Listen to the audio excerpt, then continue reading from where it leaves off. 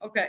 Hello and welcome to the Scoreboard Podcast. I'm your host, Rivka Boord of Jets X Factor, bringing you the best New York Jets content on the internet. Today, we're joined by the newest Jets X Factor member. A lot of you, I think most of you, especially since he's streaming on his channel, which is probably already more popular than ours. A lot of you may know him, some of you may not, but we're joined by Connor Long of New York Flight Jets Talk.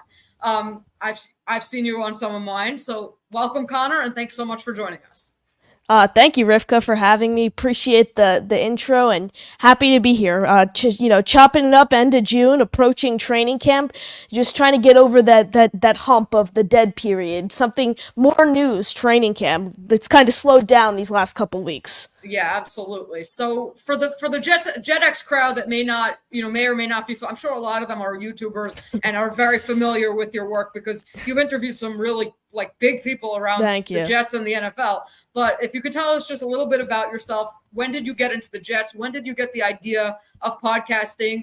How did this all come to be? So basically, I was born into a Jet fan. My father was a Jet fan, so that was kind of genetics. And then I really started getting into it, diehard 2020, 2021. But I mean, it's the story I tell everyone. It's 2019 against the now Las Vegas Raiders, were Oakland Raiders at the time. Greg Williams calls an all-out blitz. I was going crazy. I said, okay, the Jets are going to win the game. Greg Williams calls an all-out blitz. Jets are 0-13. Jets give up a Hail Mary to Henry Ruggs. As my dad would say, he saw my heart get ripped out of my soul. He goes, Connor, here we are. You're going to be in for a long ride if you want to be a Jet fan. You have two choices. You could stick with the Jets, or you can choose another team. But once you choose that team, you got to stay with them. So I'm like, all right, Dad, I'll sleep on that. Wake up the next morning, I go, Dad, I'm riding with the Jets. Ever since then, that was the turning point where I'm like, okay, I'm a diehard. And I've been a diehard ever since. But I really started ramping it up these past 2 years when about a year into Robert Saleh's tenure with the Jets is when I really started getting into it. But yeah, I started around the end of this season. I started calling into a lot of the Jets content shows. I really liked what they were doing. I thought it was so cool. I've always had aspirations to be a sports broadcaster. It doesn't get much better than talking about your favorite team. So I'm like, all right, day after Christmas, I released the first video. I launched my podcast. I've had the opportunity to interview many notable figures in the NFL and Jets community. And, recently was just brought aboard by Jet X Factor, which I'm very grateful for, and here we are today.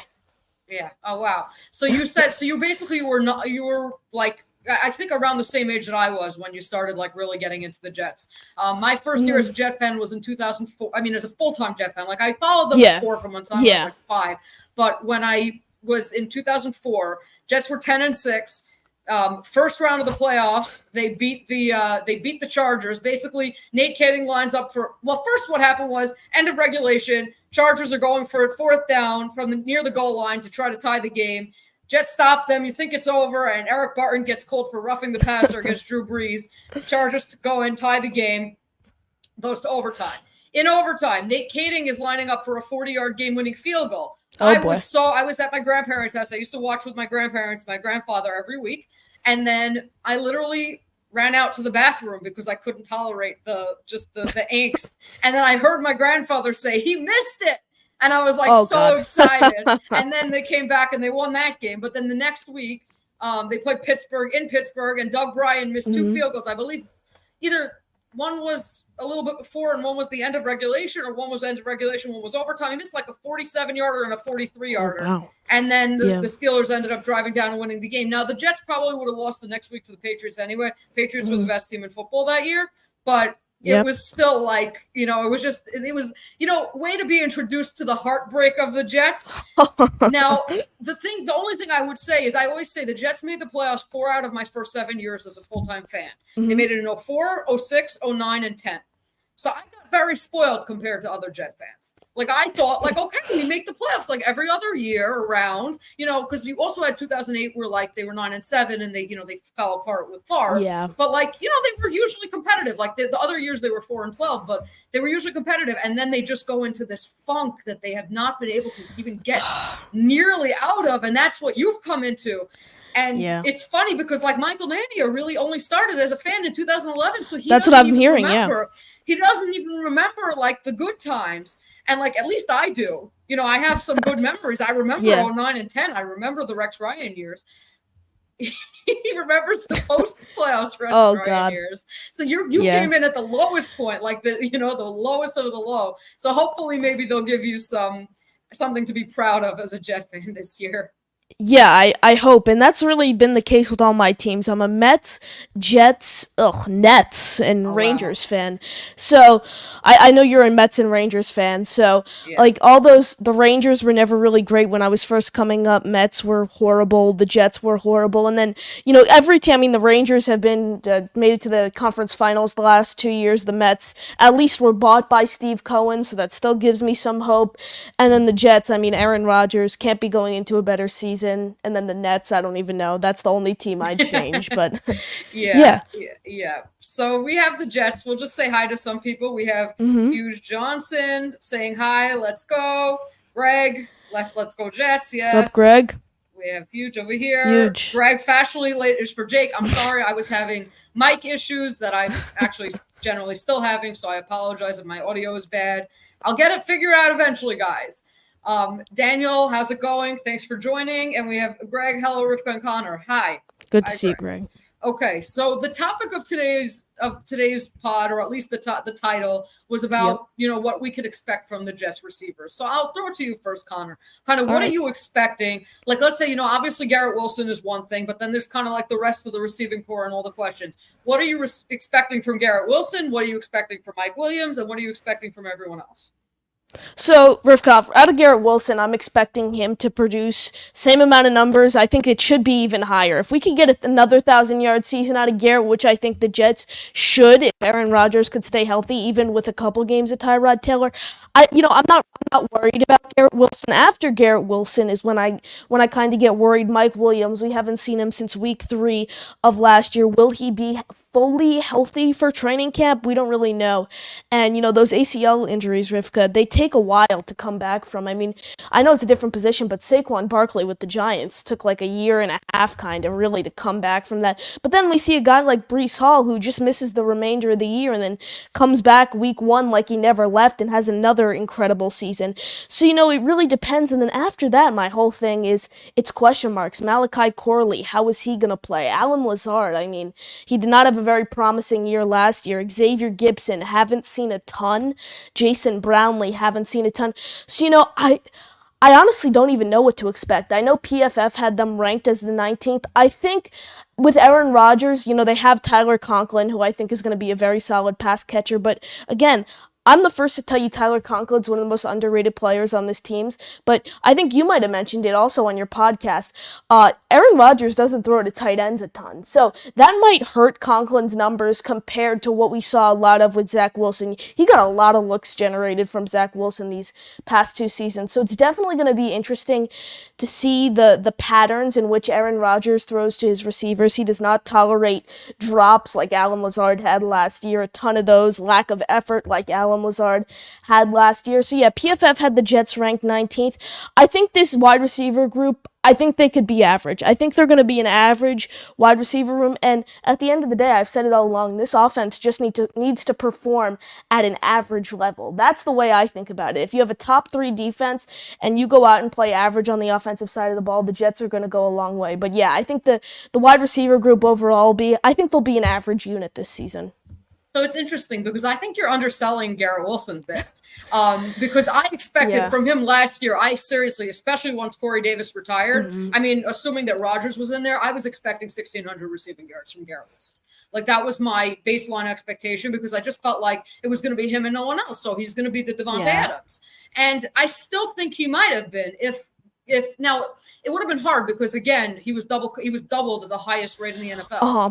But at the same time, he's so good. Like, I don't know if you saw the article I wrote today about reception perception, and Michael had added in some of the clips of Garrett Wilson wide open deep. And I mean, any quarterback who has a lick of anything would have gotten it to him, and the Jets just Yeah. didn't have that. And so, he's so smooth as a route runner, and he gets open so much. I feel like Rodgers is just going to feed him the ball. Like, I predicted 98 catches for 13, 12 yards and 6 touchdowns. Yeah. And the only reason I predicted 1,300 and not 1,600 is because I do have expectations for Mike Williams. I'm not 100% sure about them, but I am, I guess, optimistic about it, even though I have misgivings. So, yeah, I think that's a very fair prediction for Garrett Wilson, given the numbers we've seen him produce with Zach Wilson, Tim Boyle, Trevor Siemian, Joe Flacco, the whole crew. I've said all along, I compare Garrett Wilson's play with these such poor quarterbacks to kind of Terry McLaurin's situation with the Commanders. Like, Terry McLaurin, who also wore number 17, but Garrett Wilson no longer 17. I mean, you saw him produce 1,000-yard season after 1,000-yard season, and we're talking Kyle Allen, Taylor Heineke level quarterback play, which is still better than Zach Wilson. That's what's crazy. Like, the fact you could look at a guy like McLaurin and say he was catching passes from Kyle Allen and Taylor Heineke, like I was saying, and say, okay, Garrett Wilson is still producing a bit higher numbers than him with probably one of the worst, I think the worst quarterback I've ever seen play football, and I think the biggest draft bust in Jets history, in my opinion, at least. So yeah, I think 1,300 yards is a very fair prediction. I think he had like 1,048 last year. I might be a little off. 1042, yeah. Yeah, 1042, that's what it was. So yeah, that's a very fair prediction. I expect Garrett Wilson to get the majority of that, and then the rest of the reps to kind of be sprinkled around the room. I think Garrett Wilson is going to like headline that receiver room, and then after that, the reps are kind of going to be divided between the remainder of the room. I'm really excited to see, though, what Xavier Gipson can do in the slot this year. I mean, we saw him, the Jets got him kind of eased in the offense early. We saw him first, I remember, week 4 of the Chiefs game is when they kind of first got him involved. So, and there's been a ton of talk about him in OTAs and minicamp. So if he lives up to this hype, I think he could be a very solid guy. And I mean, an undrafted guy who could come in being a slot guy year 2. I really like him. Yeah, so I wasn't very high on Xavier Gipson last year. At the end of the season, I wrote an article basically saying, I don't even know if he should be number 6. But then, based on what I saw just from the film, it was like he's not really bringing anything. But then, we hear, Robbie Sabo is by far the best at, covering, OTAs and training camp and things like that, practices, telling you what's going on. And when he said, like, Gipson looks really good and he has really good chemistry with Rodgers, to me, that was a very hopeful sign. Like, a lot of Jets fans took that as like, oh, what does that mean for Malachi Corley? I was like, I don't care what it means for Malachi Corley. You have an undrafted free agent who looks like he could be a starting slot receiver with Aaron Rodgers. Like, that is an amazing development. Like, even if that means that he takes away snaps from Corley and Corley doesn't really get, as involved in the offense, because the thing about Gipson, like, people are all excited for Corley's yak, but Gipson is a pretty decent yak guy. Like, he didn't necessarily always show it based on, like, on the looks that he got. He didn't get a ton of targets, but like, we saw some flashes in the preseason and sometimes on the, like a few times on like reverses or jet sweeps where he's a little shifty with the ball in his hand. So he could definitely take away some targets from Corley. I'm not denying that, but I just think ultimately you have a second-year player who was an undrafted free agent who's ahead of the curve against a third-round rookie. That's only a good thing for the Jets. Yeah, I 100% agree, and Robbie Sabo is one of the best. I mean, you see him at OTAs and minicamp, and he's producing tweet after tweet, minute after minute, telling the whole Jet community on what's happening. But you mentioned Malachi Corley there, and you put a column out about it the other day on how he hasn't been signed, and you mentioned how it's been flying under the radar, and I think you proceeded to mention like how rookies really have no leverage in like a rookie deal due to the salary and stuff. And in terms of getting him involved in the offense, I don't want to really see him a ton early. I think there's a chance that we might see him, call me crazy. I think there's a chance that he's a healthy scratch for a couple games, depending on, who Rodgers is throwing to. If he does not find Corley early, will we see Corley as a healthy scratch earlier on in the season? But yeah, he's still unsigned. I don't think that's a problem. I think the Jets will get the deal done with Corley, but I think his chance to get involved, I've said it all along, is making a statement by winning that kickoff job. I think it's going to be tough, but you look, and Xavier Gipson had that great return week 1 against the Bills, but after that, I mean, it's average to below average play play for Gipson. And you have Jakeem Grant, you have Tariq Cohen, you have Corley, you have Gipson, Izzy Abandoconda. And you have UDFAs. You have like Brandon Yep. Codrington and Tyler Harrell. Yep. Like, Yes, you have a ton of guys competing for those jobs, and don't count those UDFAs out of the question. I think Brandon Cordington came from an HBCU in North Carolina, and there were huge talks about his kickoff return ability. And hey, Xavier Gipson won that job as an undrafted free agent, so you really never know what could happen. I mean, the second we signed McCole Hardman, we're like, all right, this is going to be our speedy kick return guy, and no, Xavier Gipson beat him out. So you really never know, and I would not rule Malachi Corley out of those talks. So it's interesting you mentioned, I don't think Corley's going to be a healthy scratch. The only way I could see that happening is if somehow Allen Lazard, despite his struggles in OTAs, like Rodgers just prefers his relationship with him, so kind of has him in like the number 3 role. And then Mike Williams is fully healthy from week 1. Mm-hmm. Even then, I don't think that's going to happen because I just assume the Jets usually dress 6 receivers. So I assume that if Brownley makes the roster, he would be the healthy scratch. Now, I'm not necessarily sold that Brownley is going to make the roster because I feel like Lazard is Mike Williams' natural backup. And so Brownley is that same like bigger body. So, just because they owe Lazard so much money, he'll end up being he'll end up being the one on the roster regardless.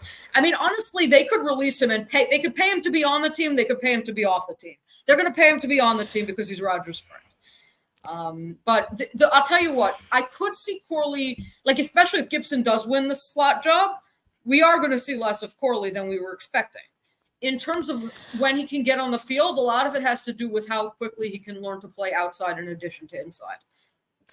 Yeah, I 100% agree there. I mean, we look at a guy like Jason Brownley, who was actually active for a solid amount of the games, but I mean, we never saw him on the field. Like, I know we see Jason Brownley. Okay, Jason Brownley's active. I mean, we never saw him on the field until really that Commanders game, and I think he finished the year with, I have it, 8 targets, 5 receptions, 58 yards, and a touchdown. That's how Brownley finished. So, I mean, minimal reps, I guess it's fine, but again, I don't feel comfortable with a guy like that having to take on an increased role in year 2 after having that small amount of reps. So yeah, I definitely think there's a chance. I know you disagree, but I think there's a chance Corley's a healthy scratch just because I think Lazard's going to have increased numbers with Rodgers. I mean, you look at Lazard's production from last year, and it's like you can only go up from there, but you never know. I said that about Zach Wilson after last 2 seasons ago, and then it got worse this year, so you never know. But I think with Rodgers, Lazard should have improved play, and I'm really interested to see the dynamic with Corley and Rodgers, especially with that whole guest house thing. I'm really interested to see how Rodgers gets Corley involved in the offense. Yeah, I mean, Corley also had some sort of injury during OTAs, so you didn't see him much. But the one thing I would say is that I actually wrote an article earlier this offseason about how Rodgers could kind of bring Lazard back. There are 2 problems for Lazard. Number 1, he performed really poorly with Rodgers in OTAs. So that's already a bad sign. No, and Qantas Stiggers was shutting him down. And this is a CFL. Now he got accolades for, people were really lauding him for. But you've heard sauce about him. You've heard sauce. Absolutely. But the fact remains that he's coming from the CFL. He hasn't really played press coverage in his career. And so the fact that he was able to blanket Allen Lazard, I mean, I don't remember how tall Stiggers is. Qantas Stiggers height. Wait, let's see. I mean, I think he's on the smaller side. He's 6 foot 196, and Lazard is like 6'5", whatever, 2. I don't remember exactly what his weight is. But he's a big body. Yeah, and the fact that Stiggers had no problem shutting him down, to me, that bodes very poorly for Lazard. The second issue, the other reason, the more compelling reason, I think, is simply that if Mike Williams is even moderately healthy, Mike Williams takes away the one thing Lazard did well, which was boxing out for those back shoulder throws. Mike Williams does that better than Lazard ever did. Yeah. And so it's kind of like if Rodgers has a choice, would he rather go to the guy who drops every other ball or the guy who catches most, you know? So that's the other reason why I think Lazard, especially with Gipson looking good, because one thing I thought when they brought in Lazard last year was that he was going to play a lot of big slot. especially if Corey Yeah. Davis had stayed. I thought they was going to play big slot, but they never. I mean, I know part of the reason is just because Davis wasn't there, but they really didn't play him in the slot that much. I figured this year that they might try to get him on the field in the slot, but if Gipson looks good, they're not going to put Lazard in the slot over Gipson again if Gipson is creating that chemistry with Rodgers. Yeah, Rivka, I don't think this is a name that is going to get involved in the offense a ton, but special teams, who I think is going to make the roster, is Irv Charles. I mean, he's going to have to make some wide receiver. I think he might have to make Brownley battle during preseason. I think what Irv Charles has shown in such little play in the NFL, especially on the special team side of the ball, I mean, he's looked really solid, and I see him as a guy making the 53-man, and like, who knows? We never expected Gipson to get involved, like I said, in the offense. So who knows? Maybe we give him a rep or two, and Nathaniel Hackett's like, oh crap! I mean, this guy can play, and then we just give him more and more reps. I think the Jets wide receiver room in terms of reps. So obviously you have Garrett Wilson, like I said, who's headlining that room. I really think it's going to be a week-to-week thing. See what happens during practice, because like I said, Rodgers does not put up with like drop balls, lack of effort, like Robert Saleh said about Alan Lazard last year. And by the way, Saleh is not one who normally calls out players. He's normally kind of like hands off, mostly just play the game. He never calls out players. So the fact he called out Lazard is a little interesting. But yeah, I think Irv Charles is definitely a name to watch. And I think in terms of like snap counts, it's really going to be week by week who performs during practice, who performs the week before. So I have Williams settling more into the traditional number 2 receiver role. Mm-hmm. In my prediction, I put that he would play 14 games and he would see 98 targets, which is 7 a Okay. game. So I have him more as the traditional number 2, and then I have it spread out. I think in my prediction now it might change with Gipson looking better. Like definitely, I would change maybe my assessment. I would have to wait till training camp and kind of see how that goes. But one thing I think I had Breece Hall getting the 3rd most targets on the team, because I still think that Rodgers likes to throw to backs. If you look at it, obviously Hall had 90 targets last year. That's probably not going to happen again, because they just dumped it off. They fed him the ball because there was no pass protection and no one to throw to. But the thing is, he was on pace for 73 targets in his rookie year, and that was with only a 49% snap share. So they like to throw the ball to Breece Hall, and Rodgers likes to throw the ball to running backs, and Hall showed that after the catch, I mean, he can be a big threat. So I could see a scenario where you have Garrett Wilson as the clear number 1, you have Mike Williams as the number 2, even if he gets fewer targets than I said, but then the number 3 in terms of target share is Hall. I had Conklin pretty close to him. Now I'm kind of thinking maybe Conklin goes down a little bit if Gipson goes up, because instead of dumping the ball off on those flat routes, instead of dumping it to Conklin, you dump it to Gipson.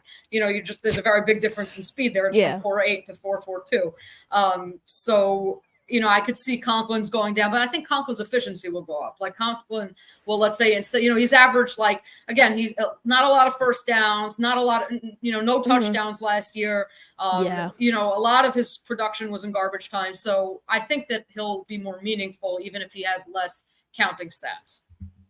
Yeah, I think a guy like Conklin, though, I mean, there's nothing you could say, especially for what the Jets are paying him, from what I understand, is there's nothing you can look at about Conklin and say, all right, this guy's hurting the Jets. I mean, he always finds a way to help the Jets. He's never the guy that normally that Jet fans point fingers at after a tough loss and say, Tyler Conklin could have played better. He just comes in, flies under the radar, and performs. But yeah, I definitely agree with his efficiency. I think it'll go up, but less targets. I think a lot of tight end play this year. I think, Conklin's going to see the majority of the reps for sure. And then after that, I think it's Rucker. But from after Conklin, from Rucker all the way down to Kuntz, I think a lot of it's going to have to do with blocking. I mean, Robbie Sabo's been all over Kenny Yeboah so far throughout mandatory minicamp and OTAs. He's looked great. But again, there's so much time that we have. I mean, we have all of training camp, all of preseason. So it's a little hard to predict right now who's going to get who. Maybe Aaron Rodgers comes in and loves Tyler Conklin. He goes to him a ton during training camp. Rodgers won't play a lot, I don't think, during preseason. So maybe during his time in preseason he finds Conklin the ball. But after Conklin, I think a lot of the reps are going to be based on blocking. So I think if the Jets could get Rucker involved, I think if the Jets get Rucker involved for a year or two, have him ease into the system, I think for a 4th-round pick, I believe he was, I think he'll be a very solid player. He was a 3rd-rounder. The Third only rounder, thing yeah. is, if you're easing him to the system, his contract is up after the. I know, not yeah, after this yeah. year. It's after next year. But meaning, there's only so much time that you can kind of use a guy. He's going into his 3rd year.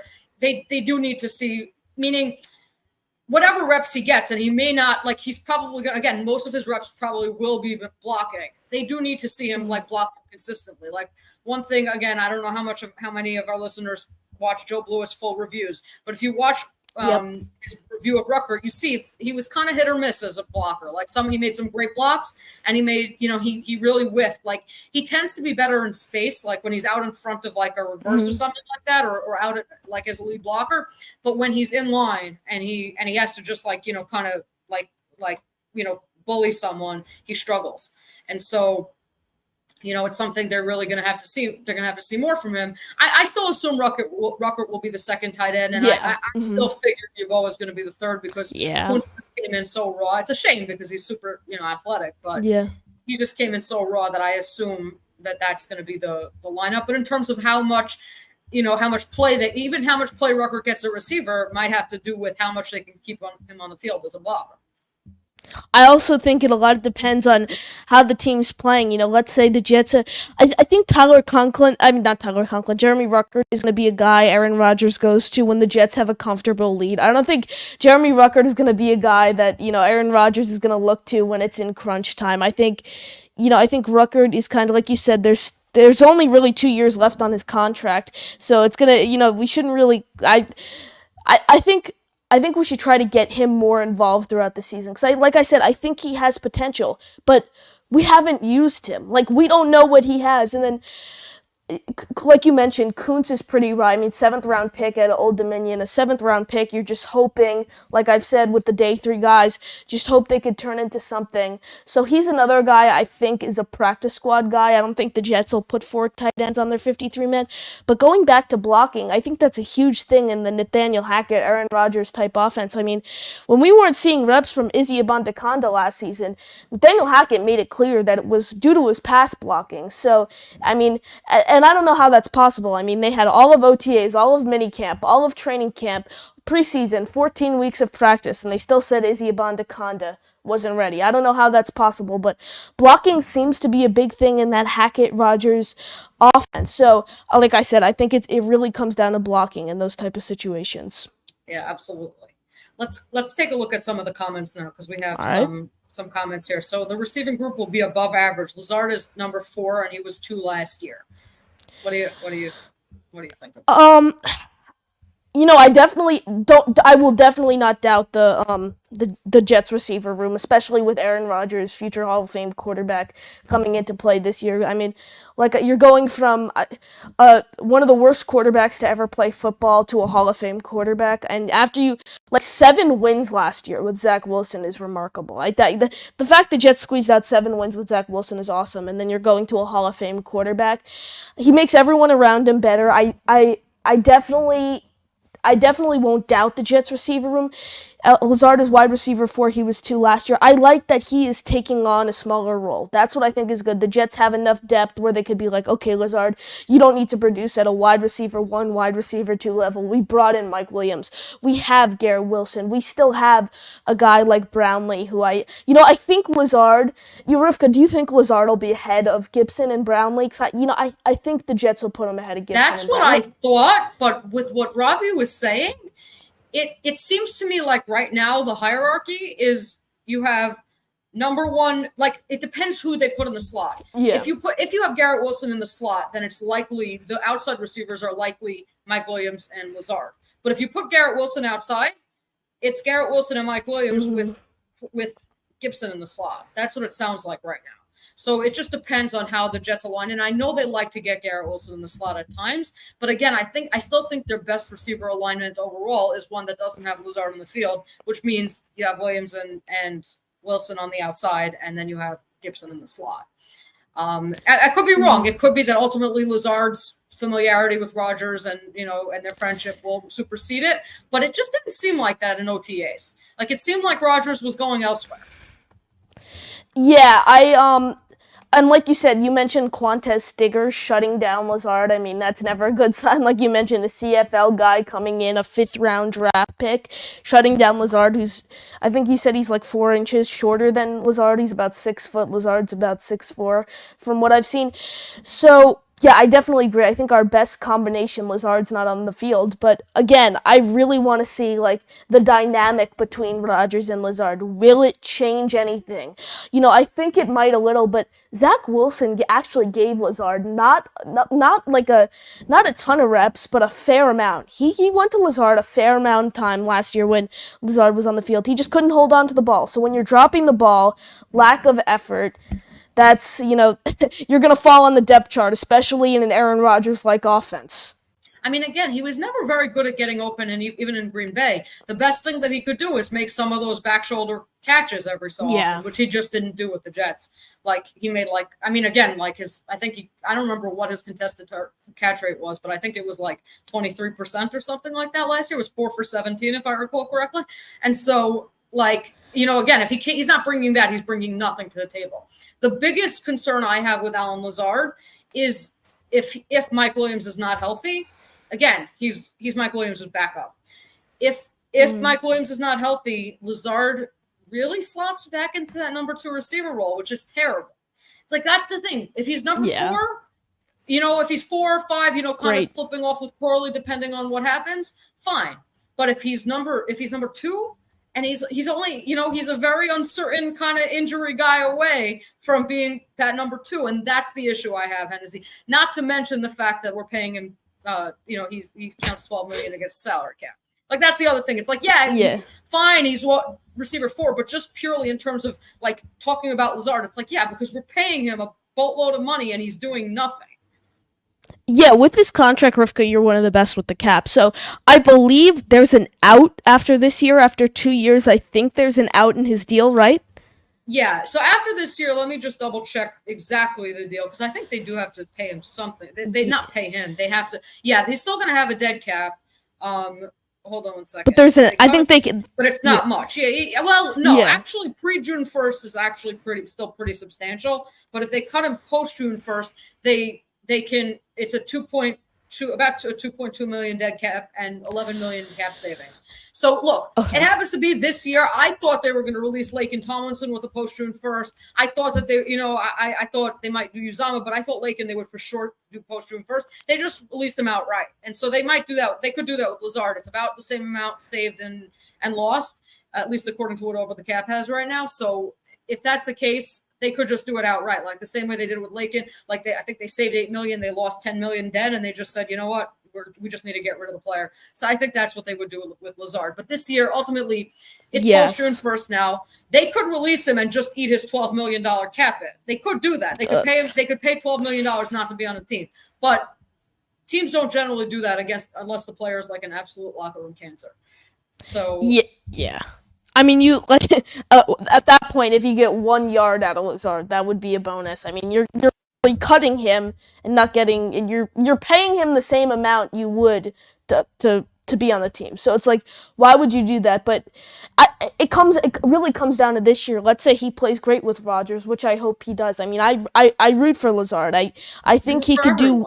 Yeah, I think we're talking, but I don't hate Lazard. You know, I'm not rooting against him. I don't mind Lazard. I'm rooting for him. I hope he could produce solid numbers with Rodgers. But it comes down to this year. If he has another incompetent season like last year, I think the Jets might look to cut him. But if he breaks out with Rodgers and shows, all right, this is my quarterback, I produce solid numbers with him, Jets will be like, all right, yeah, I mean, this guy's right. I mean, he produced very solid numbers 1 year with Aaron Rodgers, and then whatever seasons he played with him in Green Bay, yeah, we're keeping Lazard. But this is the make or break year for Lazard, in my opinion. So I assume he's not going to be back with the Jets next year. The one caveat I would add is it's possible that if he plays well, they would just restructure his contract.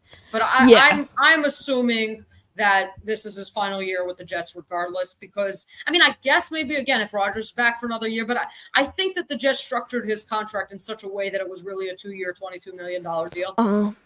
It was like, and that was the way I saw the contract. Now, I didn't love the signing. I preferred Jacoby Myers personally. But So again, in that sense, I didn't love the signing, but like I knew, okay, you're giving him $11 million, fine. Did I realize how bad he was going to be? No, I didn't. Yeah, like I thought.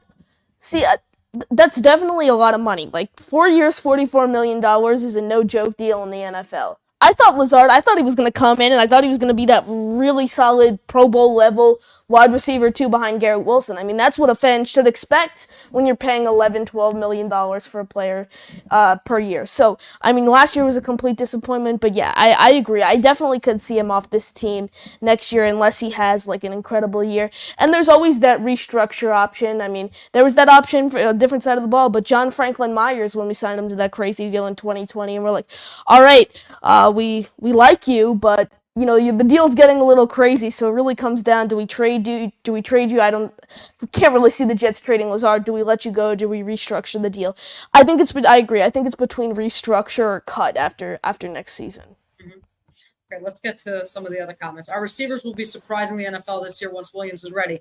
So I don't want to say surprising. It's more like if Williams is healthy and still playing to the level, and my prediction for him, I think, was like 62 catches for like 800 something yards. So I expected him to be a big play, because again, he averaged like 14, 15 yards per reception almost every year of his career. And so, you expect him to be the downfield, vertical contested catch threat. If he is that guy and he can give them, 800 yards and 8 touchdowns, which was my prediction, because I figure he's going to be the back shoulder end zone guy. Again, Garrett, that's why I predicted 6 touchdowns for Garrett Wilson, 8 for Lazard, for Mike Williams, because again, Lazard had like 17 touchdowns in 3 years with, I'm echoing now. All good. No, I hear myself. I don't know, in your background or something. But anyways, no, I think Lazard had a lot of touchdowns during his times with Green Bay, with Rodgers. So I'm assuming Mike Williams is going to take over that role. And so when you have him taking over, then so again, if he can actually play that way, I think the rest of the receiving corps will matter less. Because again, Rodgers in Green Bay, his last couple of years with Davante Adams, it was a one-man show. Everyone else was like at 60 targets, and and then Davante had like 150. So if honestly, you give Rodgers a second good receiver to work with, that's a bonus for him. So like, again, if Williams is playing like the way he played before, even close to the way he was before, I just think it will matter less how the rest of their depth does. Because let's say, for example, you have Gipson getting 50 targets. You have Corley getting 40 targets. You have Lazard getting, 35, 40 targets. None of those matter as much as a guy who's going to get, 70, 80, 90, 100 targets.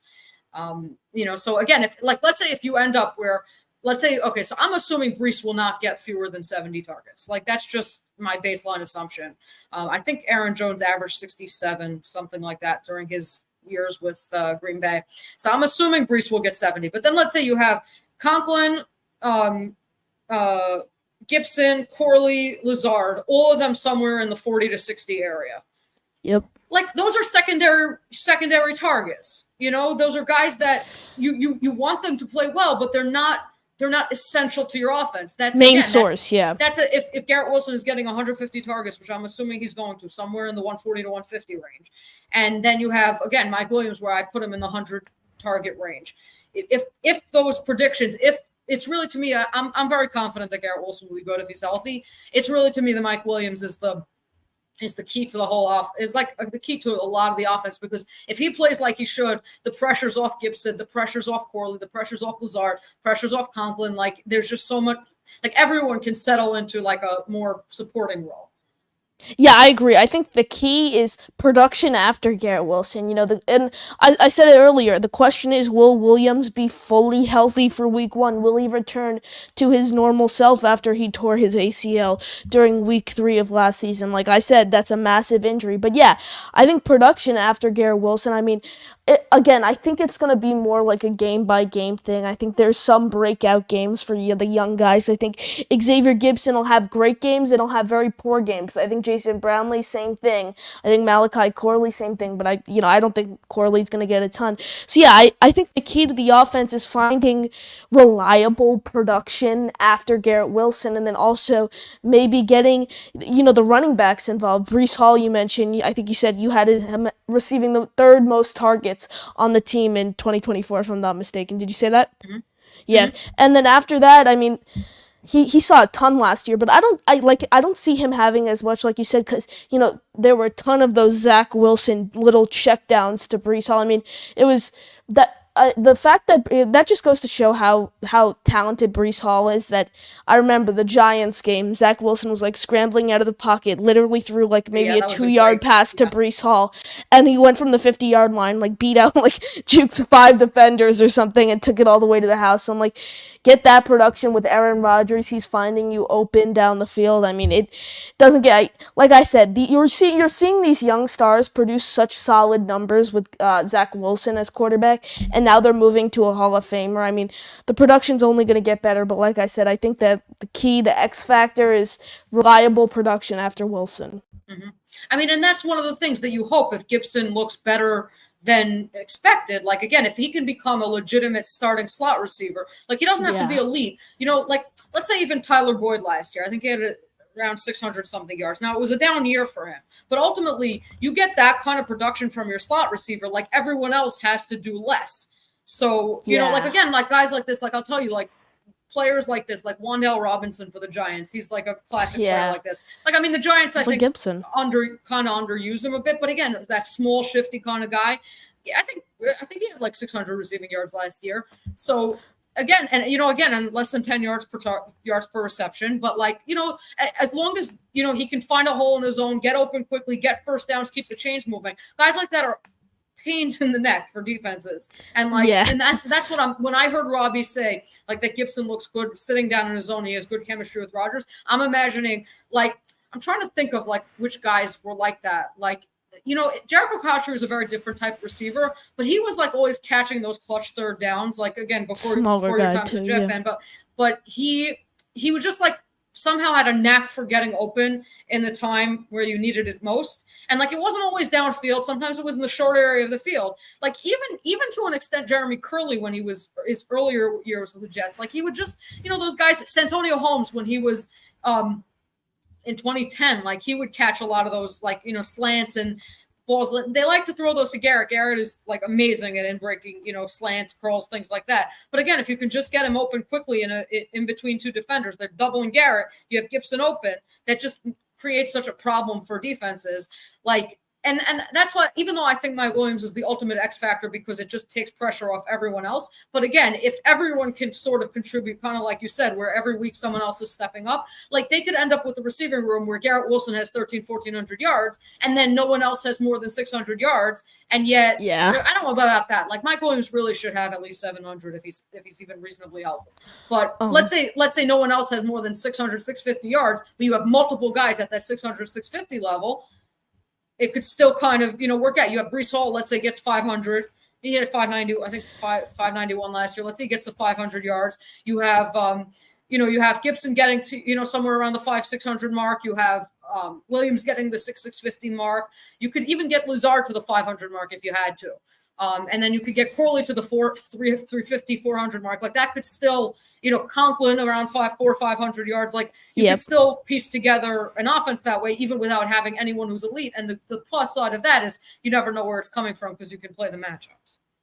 Yeah, you mentioned Gipson being very reliable in the slot. Let's say the Jets get him involved a ton in the offense, and then they get him involved a ton and he's producing. Do you think they maybe look to someone else in the kickoff game, or it's really Gipson? Because I think Tariq Cohen is a name to watch. I mean, he hasn't played since week 3 of 2021, but I mean, his speed, another smaller guy, his speed. We've seen a ton of flash at a Cohen. So, like, let's say the Jets get Gipson involved a ton in the offense.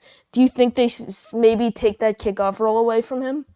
So it's possible. I do think you're going to see more teams using more important players on kickoffs just because of how high leverage they're going to be. So I'll tell you the truth. I think for the Jets for the optimal situation for the Jets is if either Gipson or Corley wins the kickoff return job out of camp, because you're ideally you don't want to have to use an extra roster spot just for a kick returner. Now, yes, I understand that Tariq Cohen would be running back 4. Obviously, Izzy isn't making the roster if Tariq Cohen made it. But ultimately, running back 4 in this offense with the way Braylon Allen and Isaiah Davis have looked is not getting any time on the field. That's why I think Izzy's going to get cut, because I just that's same page. They don't like his pass blocking. They kind of drafted guys that they felt like, especially Braylon Allen, who could help with pass blocking specifically because they felt like Izzy couldn't do it. They didn't like his catching out of the backfield. They got 2 guys who could catch out of the backfield. So I think Izzy's spot is gone regardless. But even if they have to use a roster spot, it's kind of like, for a while. And as much as I like Justin Hardy as their return, I mean, now it's Irv Charles. Like, I don't like having to use a roster spot on a special teams only player. Yeah. Like, if you could do it, fine. If you have to do it for one player, you have to do it for Irv Charles. He's your specialist. Fine. But I don't want to have to do it for another player. I'd prefer not to. And that's why I think Gipson really has probably the leg up on the job, even if Tariq Cohen looks better. Because this is the thing about Gipson that people overlook also. He had 4 punt returns for touchdowns in college. And so the thing is, I was actually really excited about him coming into last year. And when he returned that punt for a touchdown week 1, I thought that it was really like going to be just the start of many great things from him. Yep. Because I knew he could be a risk with fumbling. It was an issue in college, but I ultimately thought that he would make enough big plays, and then he just didn't. Now, he was a better punt returner in college than kick returner. So I wasn't expecting as much in the kicking game. And that is also something to keep in mind when we're talking about the kick return game this year is, again, he was a better punt returner, but he still has that, like, that MO from college where, like, he definitely has the potential. And then the question is, again, let's say it's between Gipson and Corley. Do you want to put a guy who hasn't really done it back there? Like, because I've seen, again, I covered the Giants last year for Big Blue View in addition to the Jets for Jets X Factor. And one thing they had early in the year is they were trying to have their rookie, I think 4th, 5th round pick, Eric Gray, return punts. And he couldn't return. Like, he would misjudge it. He fumbled. It was terrible. And so you see that sometimes from guys who haven't done it in college. And so that's even though Corley's very shifty, obviously, with the balls in his hand, that's my one concern. I feel like still Gipson has the upper hand. It could be that if Gipson gets a starting role as a receiver, or he becomes more involved in the offense, they want to protect him. But again, as I said, I do think that you may see more teams using guys who are more involved in the offense on kick returns anyway, just because of the high reward that they could get from it. Yeah, you mentioned the running back room there in terms of, like, Tariq Cohen not getting a ton of reps. I agree. I think he beats Izzy out. The Jets sent a message to Izzy when they drafted 2 running backs and then signed another one after.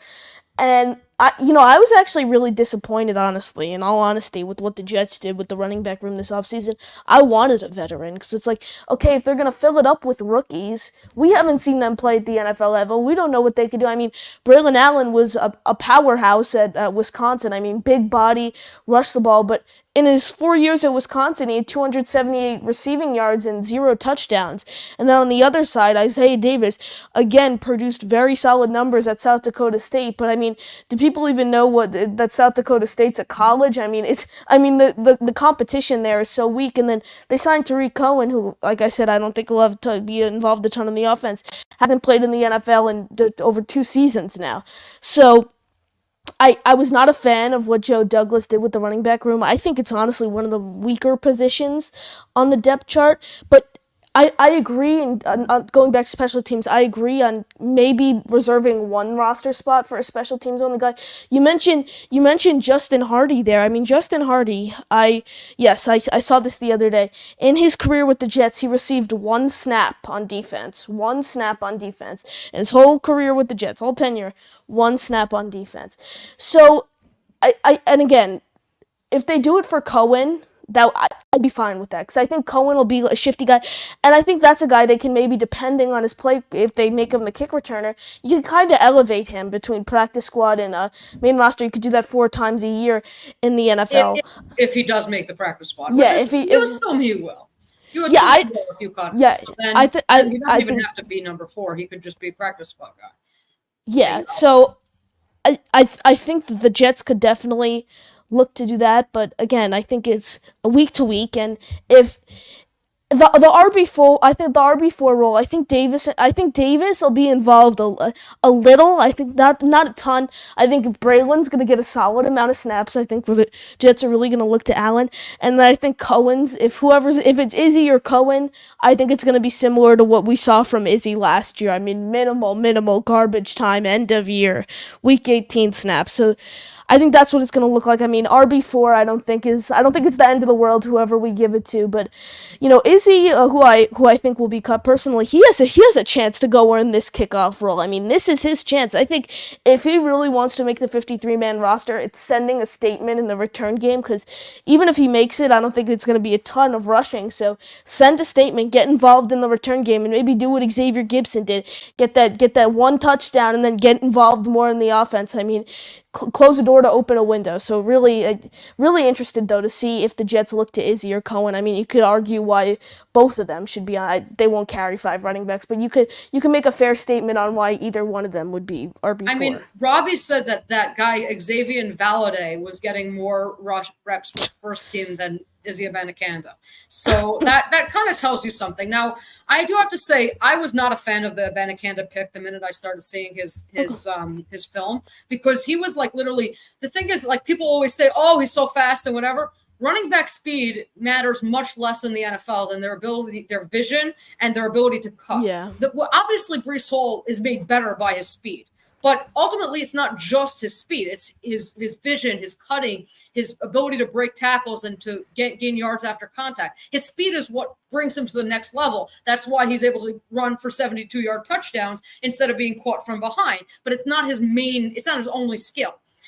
Yeah. Izzy, when you watch his film, he was literally only a speed guy. Couldn't catch, couldn't block, couldn't cut.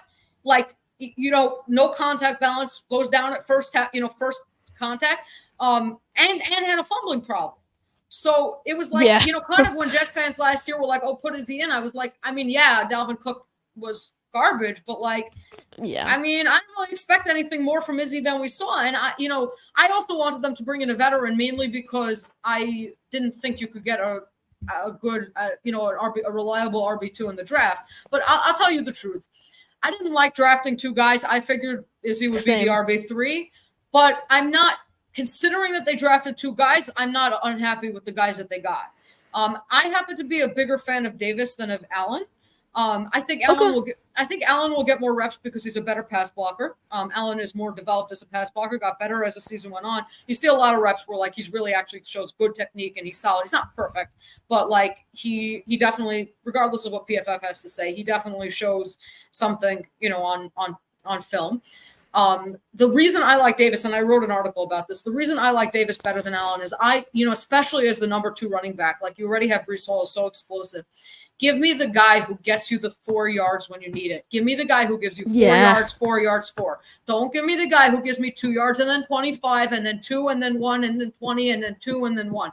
I want the guy to especially to complement Breece Hall, I want the guy who can just come in and get me those 4 yards when I need them. And that, when you watch his film, is much more Isaiah Davis than Braylon Allen. Allen is much more hit or miss. And so I don't necessarily think that's going to be the case. I think Allen will be the number 2 because he's a better pass blocker, and he also has more potential as a receiver, even though he didn't have great stats with it. You watch his film, and that's what kind of Robbie was saying in the preseason. Like, he made some really good catches.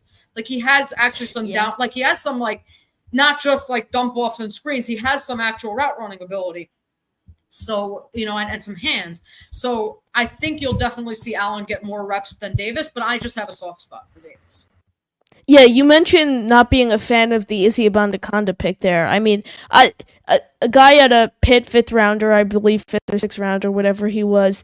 And the first thing I saw when the Jets drafted him, I mean, Jets Twitter started emerging. He had one crazy game in college. I think 2022 year was, 320 yards and 6 touchdowns. Yeah. So I was high on him just when I saw that. I'm like, all right, if we can get have a quarter of that production with the Jets, I'll feel comfortable. But he just didn't show it. Like, in the minimal reps we saw from him last year, I thought he looked fine. I mean, he did have trouble holding on to the ball, like you mentioned. I thought he looked fine. Do I feel comfortable with him taking an increased role next year? This season? No. And like you mentioned, they saw this, Xavier Valade, I think his name is. You mentioned Robbie saying him taking more reps than Izzy. I mean, that guy's like a Travis Dye type guy. I mean, Exactly. you see him brought on for minicamp and OTAs, and then you don't hear his name again until the next minicamp or OTAs when he's back with the Jets. You mentioned Davis being more consistent. He's definitely, I think I agree with that statement just from watching the Bluets blitz on both Davis and Davis and Allen, and then also when he's done and he posts the whole list of strengths and weaknesses, I feel way more comfortable with Davis than Allen. But I think again, Allen is gonna be a really fun player to watch. I mean, you're gonna see him just bulldoze through guys, versus I think Davis is kind of gonna be like that smaller, shiftier guy compared to Allen, who's a big body. And something I've noticed between Allen, Davis, and Hall, I really like the way they complement each other. So, I definitely think this Jets running back room, if it clicks with David, with that three running back kind of rotation, we didn't see that last year. I mean, we expected Breece Hall, Dalvin Cook, Michael Carter II to be, great dynamic, playing great, bouncing off each other. Didn't see that, so I hope we could see that this year. And I definitely think this running back room has a high ceiling. I think they could produce numbers. I mean, the truth is, I expect Breece Hall to be a top 2 running back in the NFL this year, and so that alone kind of tells you what gives the room a pretty high ceiling. What else? Obviously, you want to have that complement, and obviously, in case of injury, you want to be able to rely on your other guys. But I'm not as concerned about that because I have such high expectations for Hall. Okay. Yeah, I do want to get back to the comments because I feel every time I do one of these shows, I never get to enough of the comments, and then I'm like, people are like, why is this even alive? So I'm like, okay, so I'll make it alive. Fine, I have to get more comments in. Of course. Okay, so June popped in, says hi June. Okay, we have Hennessy again. 2 undrafted rookie receivers making the team last year shows how much we improved the receiver room this year. Big jump. Well, the truth is, Gipson looks like he's a pretty big lock to make the roster at this point. Brownley probably won't. If I had to guess. Ooh. I'm good. Meaning only because I'm assuming the players. It's possible he will. I know in my last 53-man roster prediction, I by mistake left out Thomas Hennessy, so I had to choose someone. It's the second year in a row that I did that, so I had to choose someone else to get rid of. So I think I got rid of Brownley. But talk about someone who's been with the Jets. Yeah. Talk about someone who's been with the Jets forever. I mean, Thomas Hennessy. longest tenured. So Brownley may or may not make the roster, but the receiving room is definitely improved if everything goes the way it should. Meaning if Williams is healthy, if Gipson looks as good as he did in OTAs, and if Corley plays like a third-round pick, or like a guy who was traded up for essentially a late second-round pick. But again, as we said, there's potential for it to be good, and Rodgers obviously raises the floor of it a lot, but there's definitely reason to be concerned. Yeah, you mentioned Corley there a little. I don't really like. He's like I have honestly the most concern for him going into this year because I think Jet fans are expecting like huge things out of him, and I just hate when us fans have such high aspirations for someone, and then we just the season starts and goes through like Dalvin Cook, like we had for Dalvin Cook last year, and then he ends up getting cut. But you didn't? Oh no. Well, okay. I'll tell you the number one. So I'm not really active on Twitter. I have a Twitter account that just basically just retweets my articles. But Michael Nania was more active on Twitter, and he went to bat saying Dalvin Cook is terrible. Now, we both reached that conclusion after watching his film and looking at some of his stats. We were like, oh, my God, this guy is going to be atrocious. And he was. So I think Michael in particular was taking a victory lap on Twitter, but I kind of felt the same way because I had come to the same conclusion. And people are like, oh, you and Michael make the conclusion is at the same, like we look at the same things. We're looking at the same numbers. We're looking at the same film. We may sometimes draw slightly different conclusions. Like he thinks Solomon Thomas is better than Javon Kinlaw. I think Javon Kinlaw is better than Solomon Thomas. But and then Blewett also thinks that Solomon Thomas is better than Kinlaw. I think Kinlaw is a better pass rusher, Thomas is probably a better run defender at this point, but that's not saying much because they both stink as run defenders. So, yeah, so that's a different story. But again, Dalvin Cook, we didn't necessarily expect. But you're saying you really don't have high expectations for Corley. Is it because he was a one-trick pony? Smaller, like relatively smaller school guy, and also I never have big aspirations for a rookie unless they're, you know, a blue chip prospect, first round. Okay, this guy is gonna Did you have Garrett Wilson big expectations because he was? I mean he's selected in the first round. Yeah, I had big expectations. Like if the Jets selected Odunze, I'd expect him to produce similar numbers to what Garrett Wilson has done the last 2 years. So it really just depends where they're taking. So like a top of the third round guy. I mean, the Jets seem to really like him. I think they had him. They wanted to trade up even higher to go get him. They were worried about him getting selected.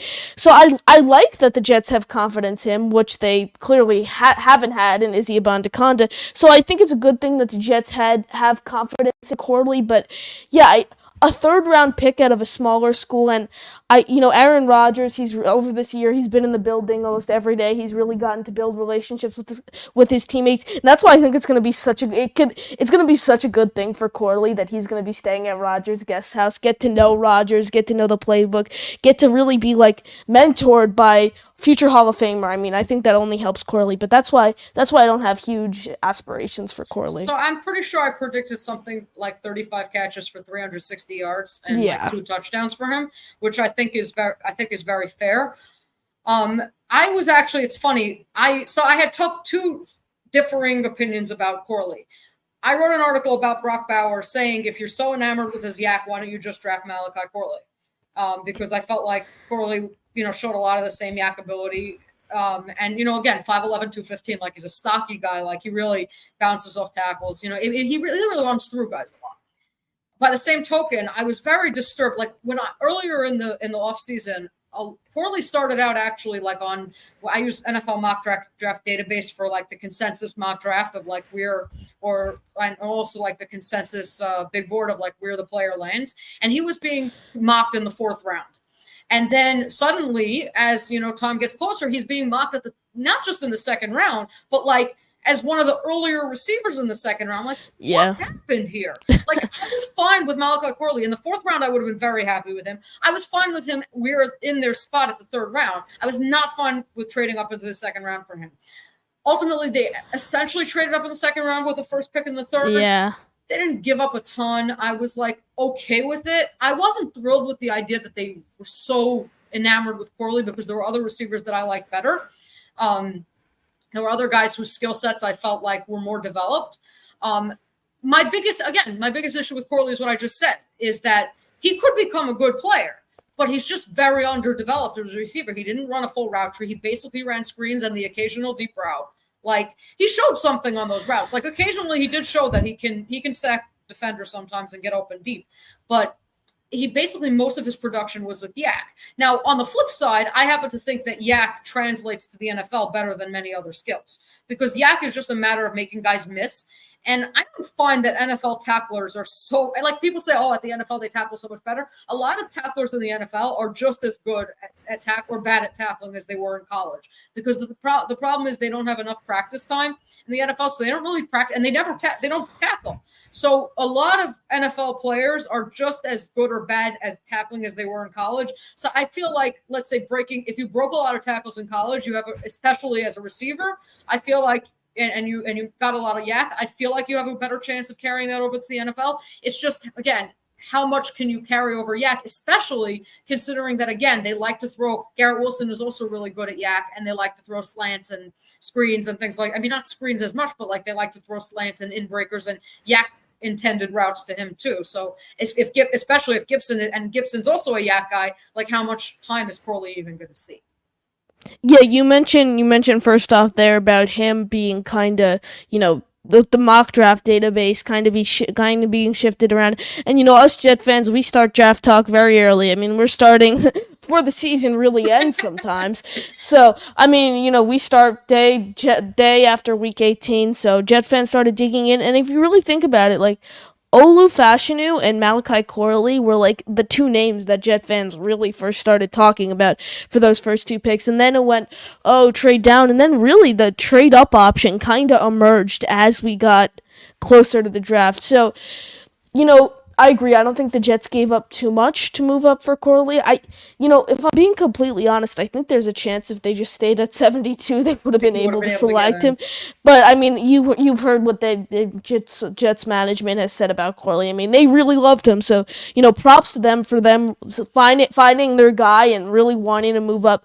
But I like I said, I don't think it's a ton of production this year. I see, I think you mentioned that around 330 yards, I think you said.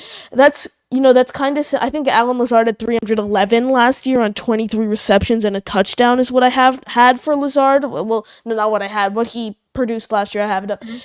So I think it's going to be similar to Lazard's production from last year, just with less drops, less lack of effort. So in all honesty, if he produces similar numbers to what Lazard did last year with less drops and less lack of effort, I honestly would count that as a win. Call me crazy, but I think 330 yards, whatever, for Malachi Corley and a touchdown or two, I don't think that's a bad rookie season for Corley as a third-round pick. Yeah, I mean, it's definitely fair. The question is really, in terms of whether to be disappointed with that or not, is just, again, what's the rest of the receiving room like? Because that is perfectly fine if Mike Williams is doing his thing, if Reese is doing his thing, if Conklin's doing his thing, if Gipson is a contributor, then it's like fine, and he just blends in. But if they really need him to be number 3, then that's when it becomes a problem. Yeah, that's when it really becomes a problem. I mean, like I said, do not feel comfortable with the round 3 guy coming in and Jets are relying on him for production. That's what I think in every position room, except I think running back and safety and maybe interior defensive line a little. Joe Douglas has really beefed up a lot of the depth chart with so much depth that I think some NFL teams would look at Corley and be like, all right, we traded up in the top of the 3rd round for this guy. All right, this guy, we're going to expect a ton of production from him. That's the beauty of the Jets depth chart currently. They don't have to rely on guys like this. Like I said, ease him into the system. And, similar production to Lazard is what I expect. I think Gipson definitely sees more reps than Corley for sure. Gipson definitely sees more reps than Corley. The question becomes, I think now, who sees more reps? Is it Corley or Brownley? Because you mentioned Brownley, the possibility of him not even making the roster. I think that's a really interesting preseason battle to watch. Even though they bring different skill sets to the table, they're still competing for that wide receiver 5, wide receiver 6 spots. So it's going to be really interesting to see what the Jets do. Do they, like I mentioned earlier, do they maybe, bring Irv Charles into the offense? They're like, hey, we need him on our roster for a specialist. Why not use him elsewhere also? So, I'm going to be really interested to see how the wide receivers perform throughout camp in the preseason, see what Robert Saleh and company does. It's very interesting. There's 2 sides of the coin. Like Saleh has been saying that Mike Williams is on the Breece Hall timeline. Now I have, in terms of the injury. Now that frustrates me because Hall got hurt in week 7 and Williams got hurt in week 3. So really Williams should be at a month ahead of where Hall is. But then again, Hall was 22 or 21, whatever it was when he got injured. Williams is 30. It's very different. I think the Jets are being overly extremely cautious with Williams. The thing is, from what we can tell, he may not be there in training camp at all. They're hoping he'll be ready for week 1, but he's not going to play in training camp. On one hand, I would love to see him play in training camp primarily because, obviously you want him to build chemistry with the quarterback. I'm not as concerned about that with a veteran receiver. Yeah. I'm more concerned. I think it would give us more of a clue about what they're thinking if Williams was there, because then you would see how they set, what's their main formation, how are they switching it off. But on the other hand, it gives an interesting opportunity because, part of it is Lazard. Definitely Lazard gets an opportunity to play that big man. But also it's kind of like, how do they work in, let's say, so you have Garrett Wilson who's going to be on the field on every rep. Mm-hmm. But then, do they have a lineup where they have Garrett Wilson, Gipson, and Corley on the field at the same time? Is it how are they working it in? Is it like, is Corley only in the slot? Are they already trusting him outside? Because one of the things, I posted this in our Slack, I didn't write an article about this, but one of the things all the scouts said about him is that they saw some inside-outside versatility, whereas he played 85% of his snaps in the slot, maybe even more in college. Like, I think it was even 91%. So, like, he really was a slot-only guy in college. So the question is, like, you know, but then again, Xavier Gipson was also like that, like over 90% in the slot. And the Jets last year played him. It wasn't quite as extreme. I don't remember exactly what it was. I could check it up, but it was not. I remember thinking, if anything, that I would have liked to see Gipson in the slot more than they used him. Let's see this. It's actually a little, it's interesting. I'm just noticing that Gipson is 189. It's a little, it's interesting. I think of him as so tiny, but for a guy who's 5'9", that's actually not that's not so tiny. But Gipson played slot, so 61.4% slot, 37.7% wide. Even though that's like a high slot rate, for a guy who played 90-something% slot in college, that's not such a high slot rate. So I wonder if they put Gipson more exclusively in the slot this year and they move Corley outside a little bit more, or the reverse. Maybe they say Gibson's in year 2, we'll keep him outside more and we'll put Corley in the slot so we could have them on the field, alternate their roles a little bit. Because I keep thinking that for Corley to get on the field, one of the things he's going to have to be able to show is that he can play outside. Yeah, like I said, don't expect a ton, but if he could show he could play outside, I mean, that's a massive upgrade for the Jets, and they shows, okay, he's willing to kind of go out of his comfort zone, anything to get involved in this offense. And I 100% agree with Mike Williams.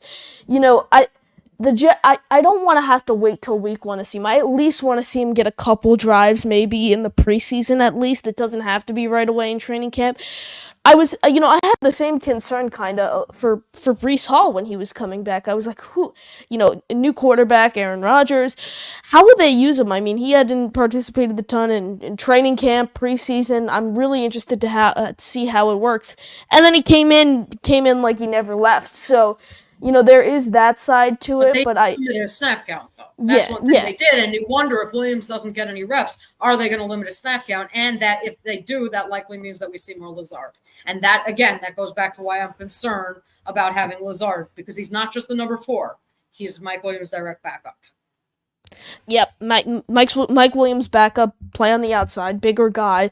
You stated that perfectly. So the question becomes then, like you said, is it Lazard, or do they maybe even explore at that point, if they don't feel comfortable with Williams, maybe trading for a guy or looking for another guy, and maybe they someone who was who we saw, I think, a little in the Giant game last year, who's still with the Jets.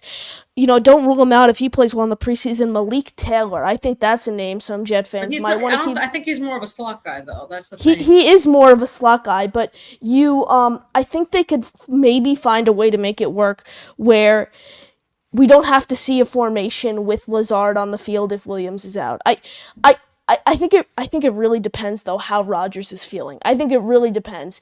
Is Rodgers like, all right, Lazard's my guy, I played with him in Green Bay, I'm giving him the ball? Or is he like, no, I don't care, Lazard had a horrible season last year, I'm going to need to make him earn it. I think it's Rodgers' offense. He gets final say. Yeah, absolutely. So now let's get to the comments a little bit more. So he said Connor gets the best guest. Thank you, Rick, I appreciate that because I take that as a compliment. Thank you, Rick. Connor the GOAT. So thank you, Scott. Okay, well, I appreciate your saying the smash the like button for your sake and mine. Thank you. Hey guys, hi Bernard. Good to see you. I smashed. Thank you for the show. Lazard is Rodgers' boy. He will have a role on the team. Yep. So, but that's what you were saying. But by the same token, as you were saying, it's what Is it really Rodgers depends put what up he's with thinking. it if he starts loafing like he did last year? So and this is an interesting point. Also, Hennessy said Rodgers wanted Corley. He will feed him the ball and might compete for number 2. I don't think so. I don't. I don't. Number 2, I mean, I don't think there's any world where he's ahead of Williams and even Gipson. Really, I love you, Hennessy, but no. Okay, let's see. I don't see Brownley with a big role. I said I don't think he's going to make the team. David, hey. Corley better be making Rodgers breakfast hammocks and shit. Are we going to have the discussion of which one it's called? Anyways, okay, jet it out. Thanks. These are yeah. It'll take Hackett 8 games to realize it.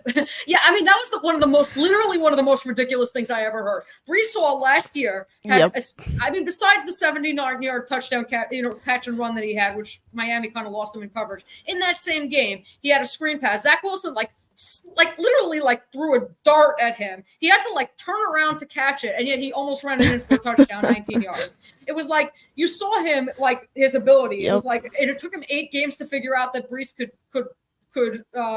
catch the ball.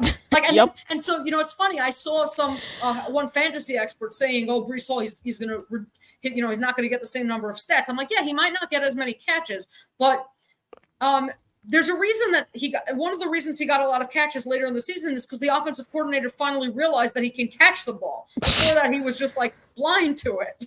Yeah, that was sad. It was just one of the dumbest things. Yeah. Mm-hmm. Okay, preseason is going to be more fun than usual. I'm excited. Well, I agree. There's a few aspects to this. Who's playing?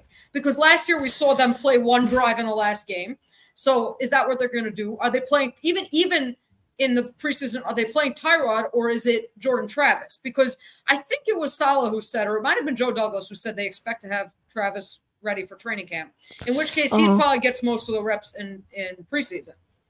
And with Tyrod's injury history, you wonder how much they even give him. Yeah, I'm excited to see what Travis could do. I mean, that was a name I kind of linked to the Jets from the get-go. I'm happy the Jets selected him. I mean, that was a pretty brutal injury that he took at the end of his season with Florida, but I'm really interested to see what he can show during preseason if the Jets give him the nod to go ahead and trot out there. Mm-hmm. I mean, look, people act like, oh, he could be the heir apparent to Rodgers. I don't generally believe that with mid-round picks. It happens sometimes, but it's rare. I'm like, if he could become a good backup and ultimately, he can replace Tyrod, that would be a big win. That would be perfect. Yep. Mm-hmm. Okay. Does Hackett know we have Corley and Allen on the team? Good question. Because, we're talking about guys who get yak and can we use them? Corley will have a big role if Rodgers likes him. Yes, but again, so far what we've seen is Rodgers likes Gipson. And again, Gipson has a year on Corley. He has more experience. And so it's kind of like if he likes Gipson, and again, if Gibson's a slot guy and Corley's also a slot guy, Gibson's going to take reps away from Corley. Yep. Mm-hmm. Yeah, 100%. Okay, well, Greg, we definitely appreciate it. Okay, this guy said, jet it out. We have a hidden diamond with Rucker. I think Rucker needs a chance, and he's a great blocker. So I said kind of if you watch Blewett's review of him, he's a hit or miss blocker. The one thing I like about him is he has a sneaky, quick move when it comes to receiving. He deked out some guys pretty nicely. Mm-hmm. Conklin has the same move, the Rucker step, but Rucker does it more quickly. So he gets out of the break very quickly. So that was interesting to me. And we also saw him make a really good back shoulder catch from Zach Wilson against the Chiefs. And I wanted to see more of that last year. We didn't. I wonder if Rodgers will use him like that a bit. Yeah, I'm really interested to see the way because you've mentioned it too. He doesn't like to go to his tight end, so especially a guy who hasn't seen a ton of snaps on the offensive side of the ball. Interested to see what his role is on the offense. And something I should mention also, last offseason I wrote an article sort of grading all of Aaron Rodgers threw 12 interceptions in 2022. And so I wrote an article grading all of them, assigning blame, how much was it his fault, how much was it the receiver's fault. And one thing I noticed is there were at least 3 plays where a tight end ran the route. They didn't flatten out the route. They ran it too far upfield, and the ball was picked off because of it. And so I think Rodgers is definitely going to be gun shy from that, and that could definitely be something that he'll trust Conklin, but not necessarily Rucker. Yeah, I always say he made going back to my point earlier about how he makes everyone around him better. I mean, he made Robert Tonyan look like a Hall of Fame level tight end for 5 weeks. So it's you never know. I hope he could do the same with Rucker and Conklin, but you never know. You never know what's going through Rodgers' mind. Yeah, so Greg says to use Rucker more. Malachi runs so angry. Good morning football is going to be all over it. If he gets enough opportunities. Yep. Mm-hmm. Kuntz is strictly a practice squad player. Yep. It's true. The only reason I mentioned him is because there are a lot of Jet fans who are clamoring for him to make the team because they love his 10 RAS score. So, I mentioned his name, but I also, he's going to be a practice squad player. Mm-hmm. Well, are you all concerned about Rodgers' health? So I'll tell you the truth. I'm hosting this show. I'm going on with Connor on Tuesday. So I figured Connor could ask me all the questions he wants and we can talk about all the other aspects of the team. Like right now, we're like really heavily focusing on the pass catching. So we can talk about Rodgers' health now, or we can leave it for your pod, whichever one you want. We could talk about it right now. It doesn't matter to me. I mean, Bernard wants to know. Yep. Okay, so Bernard wants to know: am I concerned about Rodgers' health? Yes. End of story. Yeah, we'll leave it there. Let's not go any further with that topic. To elaborate on that a little bit. Yeah. I am not concerned that Rodgers has lost a step because of his Achilles. I think he, from what Robbie has said, he looked like he could do everything in training camp.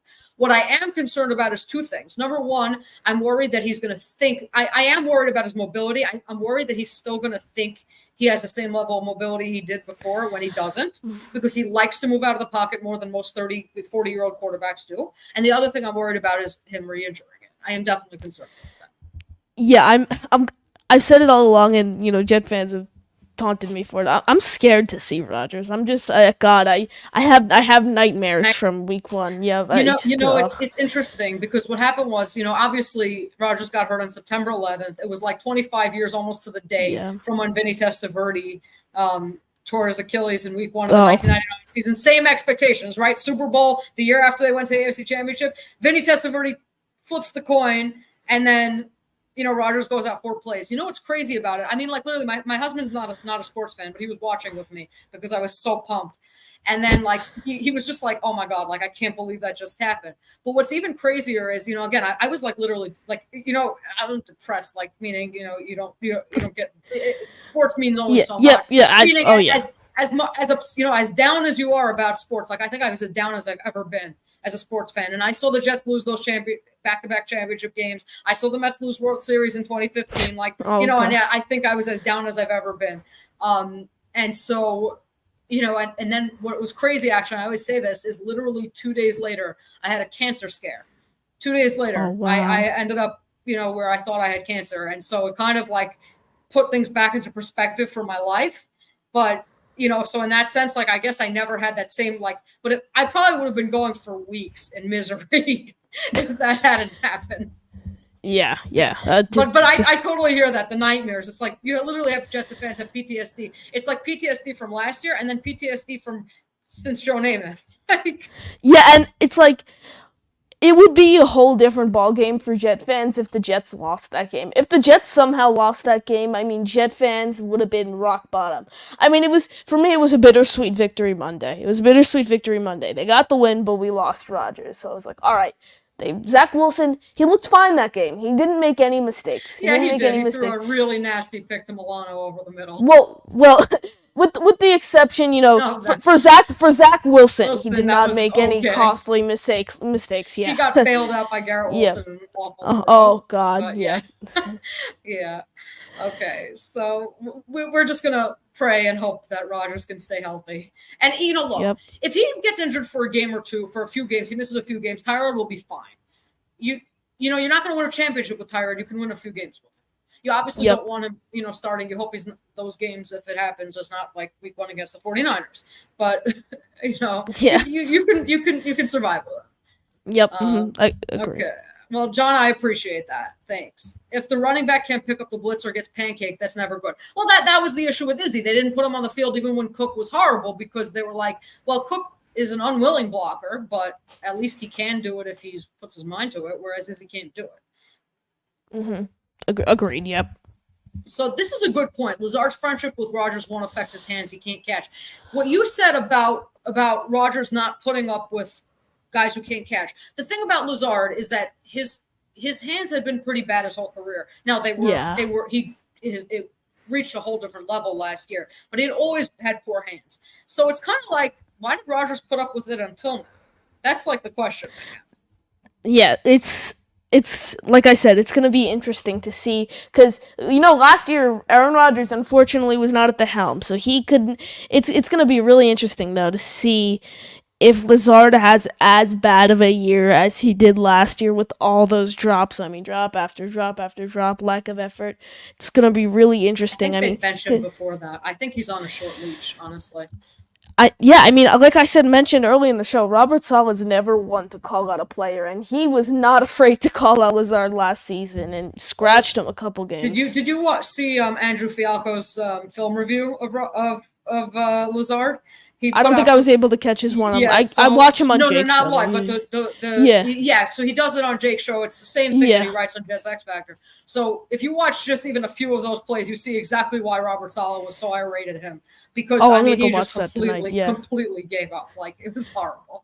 It's so funny. Go on. Yeah. I just wanted to give you you got a compliment, so I wanted to pull that one out. That's very cute. Thank you, John. I like that. Yeah. Okay. Hold on one second. Did you hear about Cobb's Tesla home burning down? Yes. Tesla? I did. Thank God he and his family are okay. That's a really scary and sobering story for anyone who owns a Tesla. I mean, yeah, he's talk about it just from Hard Knocks. I mean, a family guy, great guy. Obviously, didn't have the outcome that we wanted for him in a Jet uniform, but very, very hard guy to dislike as a person. Mm-hmm. And obviously, even if you do dislike a guy, you never hope that you never wish something like that upon him. But thank God everyone's okay. Mm-hmm. We have time for Lazard to earn his money. I mean, if he could earn a quarter of his money, I'll be happy.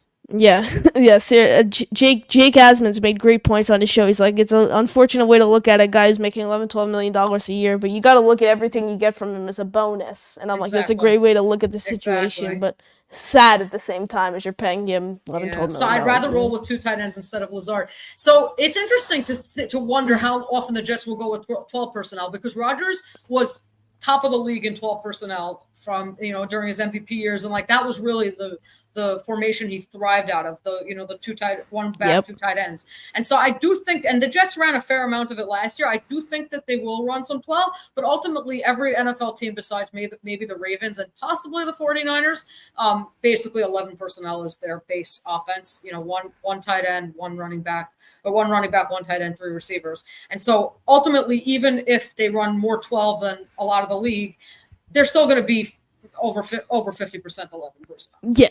Mm-hmm. So so that's just the reality of the NFL. Mm-hmm. Agreed. I'd rather roll with Zach Wilson than Lazard. I think I recently wrote an article ranking the top 10 worst players of the Robert Saleh era, and I put Lazard number 2 and Zach Wilson number 1. So that tells you what I think. I think Dalvin Cook was number 3. Yeah. So I want to see how everyone does in preseason, take it from there. Now, I used to think preseason. I mean, I'm pretty into, I think training camp and preseason count very much similarly for in terms of teams. Like, obviously, training camp, you're playing against your own team, but ultimately, and it's not game conditions, you're not really tackling, but ultimately, I think that coaches look at both. Yeah, I think for the guys, like you mentioned, I think it's preseason and training camp are huge things for the guys coming off massive injuries, like we mentioned Mike Williams earlier, and then guys that are trying to prove themselves why they should be on the roster. Izzy Abandokonda, Tariq Cohen, guys like that, guys that are Zach Kuntz even, who's still battling for that roster spot. I think it's for a mix of both. So I'm a big fan of training camp and preseason. I've always liked the way coaching staff has been able to kind of spread the reps out throughout preseason. Everyone kind of gets even playing time to. I mean, we saw it during Hard Knocks with Tanzel Smart. I mean, when he got injured in that preseason game, I mean, they were trying everything they can because they knew he wanted that job so bad. They were trying everything they can to get him back on the field. So I'm excited for the preseason training camp, and like I said, just excited to get to training camp with more news. Just to get to training camp, exactly. Yep. Exactly. So they said we have to root for Lazard. He's going to be on the team this year. So this is a mistake that some fans make. It's like, if you're a fan of a team, you root for the players on the team. You don't root for guys to fail just because you don't like them.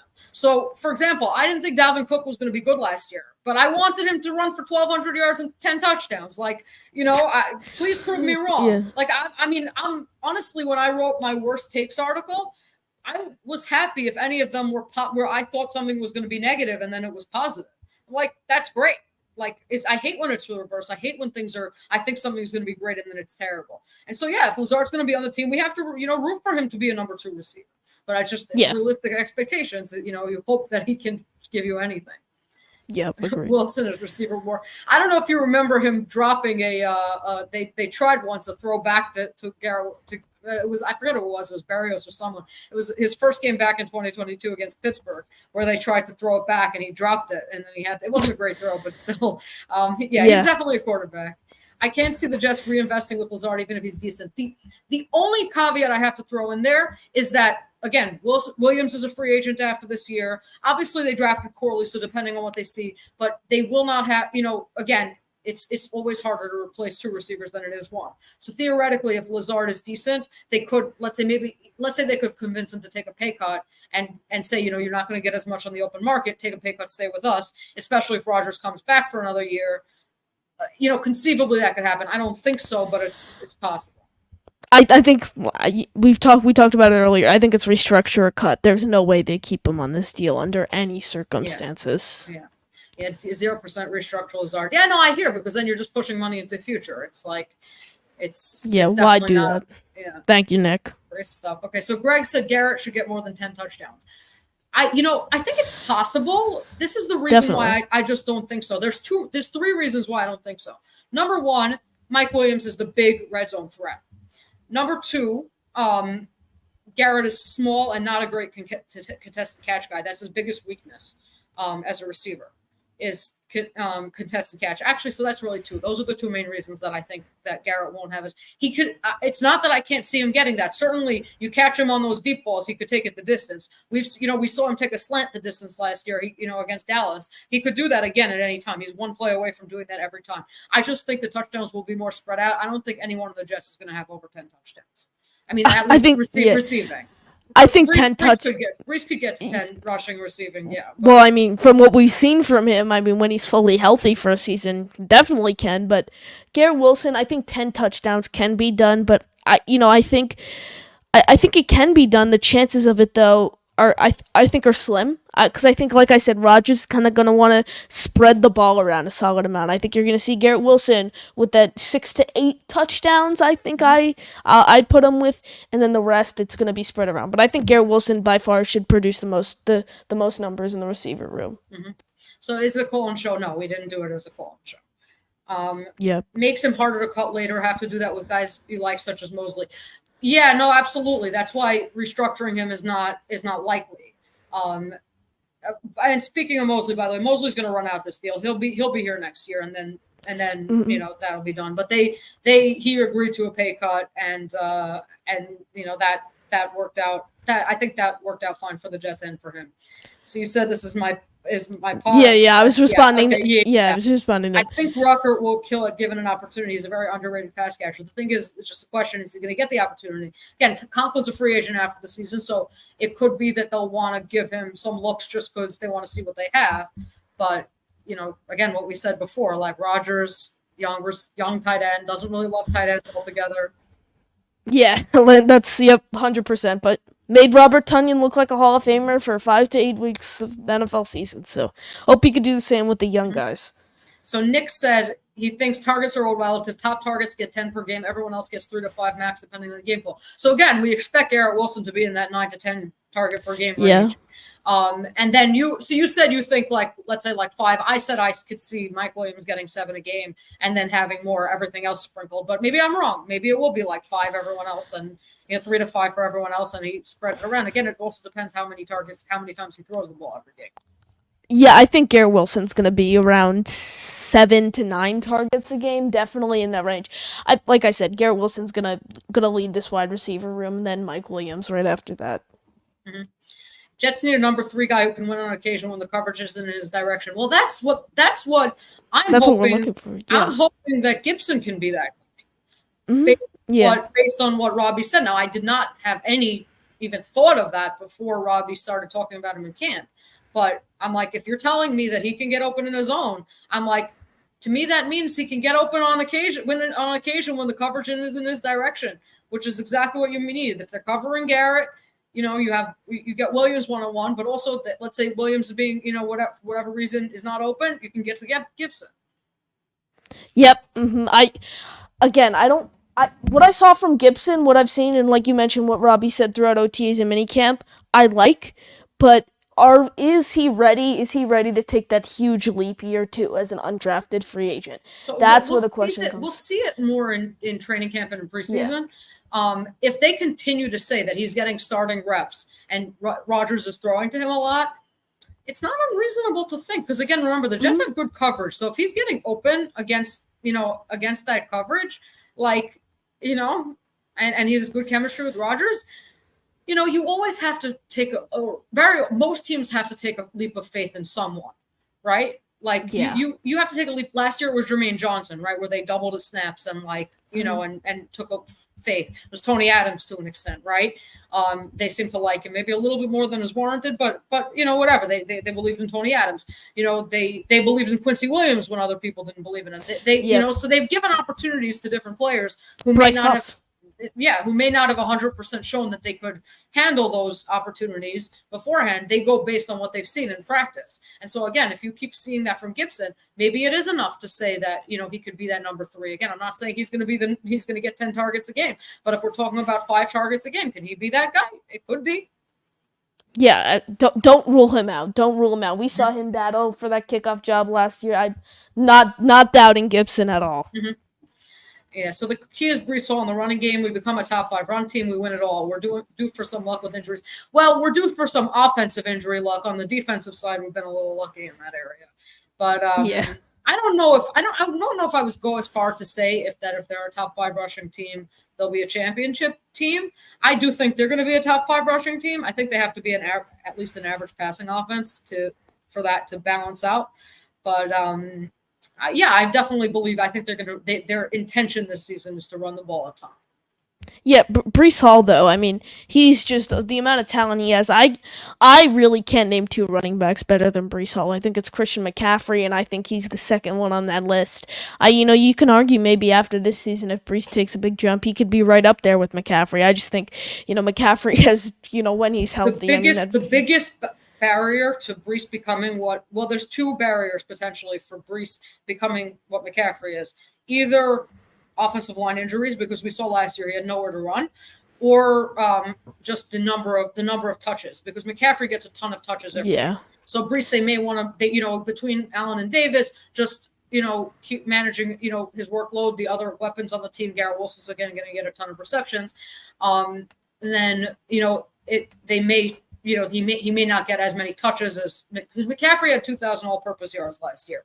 I think Breece can definitely get there, but he has to get enough touches for that. Yep. Yeah. Agreed. I mean, and then you look at the Niners' offense in general, though. I mean, it's just that's why just like really quick. That's why people like Brock Purdy saying he's a top quarterback in the league. Well, if you give anyone the amount of weapons, you give them the best running back in football, some of the best wide receivers in football. I mean, a wall of an offensive line. It's like you're gonna produce numbers like that. It doesn't matter who the quarterback is. Well, no, Zach Wilson couldn't do that. But Zach Wilson couldn't do that. But average quarterback, average. Okay, so we got a super chat. Thanks. I there we go. That. Jets only right on opportunities given for defense. Dude, I'm sorry, I don't quite understand that. I think you should just follow up, and we should go right to that. Yeah. If you want to follow up on that, we'll definitely. Okay. Yeah, skip to it. Williams is the key. If he's not ready, defenses will try to take away Garrett. It's a problem, meaning Garrett was doubled too often last year. If Williams is healthy, either they're going to double Garrett and you go to Williams, or they have to pick their poison more. And that's why I think Williams is a big key. That's like the genius with having a very solid 1-2 punch in the league. Like you look at that and reminds me of when the Steelers. I was a little younger, but I've really loved watching Antonio Brown and Juju Smith-Schuster. I mean, they double Antonio Brown, and then Juju Smith's wide open. He's producing 1,000 yards a season along with Antonio Brown. So I mean, you have to choose. You're either doubling Wilson or Williams, and then the other one's getting the ball. So defense has to choose, like you mentioned. Mm-hmm. So let's see. The dropsies loses games. I'd rather have a fair catch Curly than someone who will fumble once every 5 games. I hear that. I definitely hear that argument. And I was not happy with Gipson's fumbles. But by the same token, the kickoffs have become potentially so valuable. There could be such big plays on it that I think I'm more willing to take that risk. Yeah, I agree, but Rivka M Lopez, the one who's in the super chat, followed up and he said Tony Adams and he said the Jets, when we mentioned Jets giving opportunities to guys we were speaking about earlier, them being right. He said, got it. Yeah, so he's saying when they give players an opportunity, they were only right on the defensive side of the ball. Yes, he said Tony right. Adams and Quincy. Yeah, they believe. You're right, but I do have to point out that the Jets had Garrett Wilson as number 4 on their depth chart in week 1 in 2023 and 2022. So just remember that sometimes they also don't necessarily realize what they have. I mean, Brees was also the number 2 back to Michael Carter. So Michael Carter. I mean, he had a good rookie year. We all thought I didn't mind Carter. I thought he was solid. You could catch passes. Didn't mind him. Okay, I think I just I just lost my place in the chat. Let's see. I'll tell you where we were. Let's see. Okay. If the Jets can run the ball at will, it is a completely different ball game. They would be a top 10 team overall. Again, as long as their passing is at least average. Yeah, that's agreed. If they could, I've said it all along though, just average offensive play with the top 3, top 5 defense in the league. And they're contender, yeah. Yep. I want to know if you go Rucker to cashing passes. I predicted that Rucker was going to get 25 targets this year. I think he had 20 last year, so I don't think he's going to get that involved as a blocker. Yeah, you kind of. The new kickoff rules are weird. Can you do an onside kick? I don't think you can because the kick has to. No, I think you can call I don't even know. I haven't dug too much into it. I haven't dug into it. New kickoff rules. Onside kick. When I had Okay, under the new rule, onside kicks will only be allowed in the 4th quarter and only if a team is trailing. Also, the team that wants to attempt the onside kick will have to declare that it's trying it. This will eliminate the surprise onside kick. So in other words, basically if you're trailing in the 4th quarter, you can do it and you have to say that you're doing it. Okay, so yeah, when I had, because these rules are crazy. I had Thomas Morse, Jets punter, on my show, and he was like, it's great that we have the Monday night game week 1 because that's the last see what game everyone else does. See what everyone else does, and you can kind of go based off that. So it's gonna be weird, but I like the kickoff action. I'm tired of it. Like I say to every play, I don't care how deep the ball is in the end zone. I'm like, Gipson, take it out of the end zone. I hate the touchbacks. It really annoys me. Well, I hated that they changed it. I guess the one thing I actually preferred he took the touchback just because he didn't usually get it back to the 25. Yeah. But I just hated the changes they made. Like when I was younger, Justin Miller, Leon Washington, Brad Smith, Leon. Joe McKnight, 4 straight really good returners who would get it out to the 30 or past it routinely, besides, returning kicks for touchdowns. And so, I missed that. But I do think that there's a possibility that this will go too far the other way, where we'll start seeing like touchdowns, like games decided by this, and that the NFL is going to have to, modify the rule again after the season. I wonder if it starts altering games, that's where I kind of draw the line. Like if there's games being if it's just becomes a regular thing that a touchdown is scored on a kickoff return, that's where it becomes. Like Michael Nanny has said, it would be just the Jets' luck that in the year that they're all in and that they're whatever that they lose some fluky games based on kick returns. I pray to God that does not happen. Yeah. God. I'm thinking Mike Williams is this year's disappointment like Brown and Becton were last year. It's not a bad comparison because, again, players who came in with injury concerns, older, well, not Becton, but Brown, came in. So there's certainly the potential there. I could see there's a possibility. I'm not going to predict that, but it's definitely could happen. Yeah. Again, really going to be interesting to see how if he's like we spoke about earlier, if he's not at training camp or preseason, where does Aaron Rodgers place him on his hierarchy? Is he ahead of the young guys? Is he below? Is he at wide receiver 2 where expected? Or is he below the guys like Gipson, Corley, the guys who've proven themselves and they were healthy for training camp and preseason? It's going to be really interesting if he's not at training camp or preseason. But those are very good comparisons there, unfortunately. Let's say Moneyball, the receiver room. I'm not exactly sure what you mean. Are you just saying that whoever's So he's saying it's money, Moneyball. Yeah, the I'm familiar with yeah. Moneyball, yeah. Yeah, so it's basically saying like analytic based, kind of like a lot of analytics going into it. Well, if anyone who reads my work, I mean, I'm all Yep. for that. Uh-huh. But I don't know if the Jets are. We seem to have, Michael wrote an article last year after they signed Dalvin Cook, saying the Jets don't care about analytics because the numbers, the analytics, if you looked at them, clearly showed that Dalvin Cook was on the decline, and yet the Jets signed him and said, oh, because he's a Pro Bowler. It was like. Yeah. They got a little bit, so we said they don't care about it. So I wonder how much they care about analytics. Yeah, really up until the middle of this year, I used to be one of those guys. Like, I didn't care how old the guy was. So, like, just if he has a big name, I'll take him. That's where I was on Dalvin Cook. Like, my Mets comparison is when they signed Robinson Cano, and he batted like 180 for them for like 2 seasons straight. Yeah. It was, yeah. Yeah, no, absolutely. I think Williams has good enough hands. He can't be that bad unless he's just too injured. But that's the issue. We just don't know. Yep. We don't know what Williams we're gonna get. Are we gonna get that, still half injured Mike Williams, or that ready to go, all Pro Bowl level receiver? Exactly. Gipson scares me on kick returns. He needs to do a lot of trust building with that. Look, I'm not going to disagree with you. The one thing I will point out is Tariq Cohen had tremendous fumbling issues all his season. Yeah. So, and Corley had drop issues of his own, not as bad as Lazard's, but he, drop rate was worse than the average. So, again, it's pick your poison in that to a certain extent. What about Jakeem Grant? I don't know. I haven't looked into his history in terms of Jakeem Grant. Let's see. No, I can't find 2021. He hasn't been in the league much.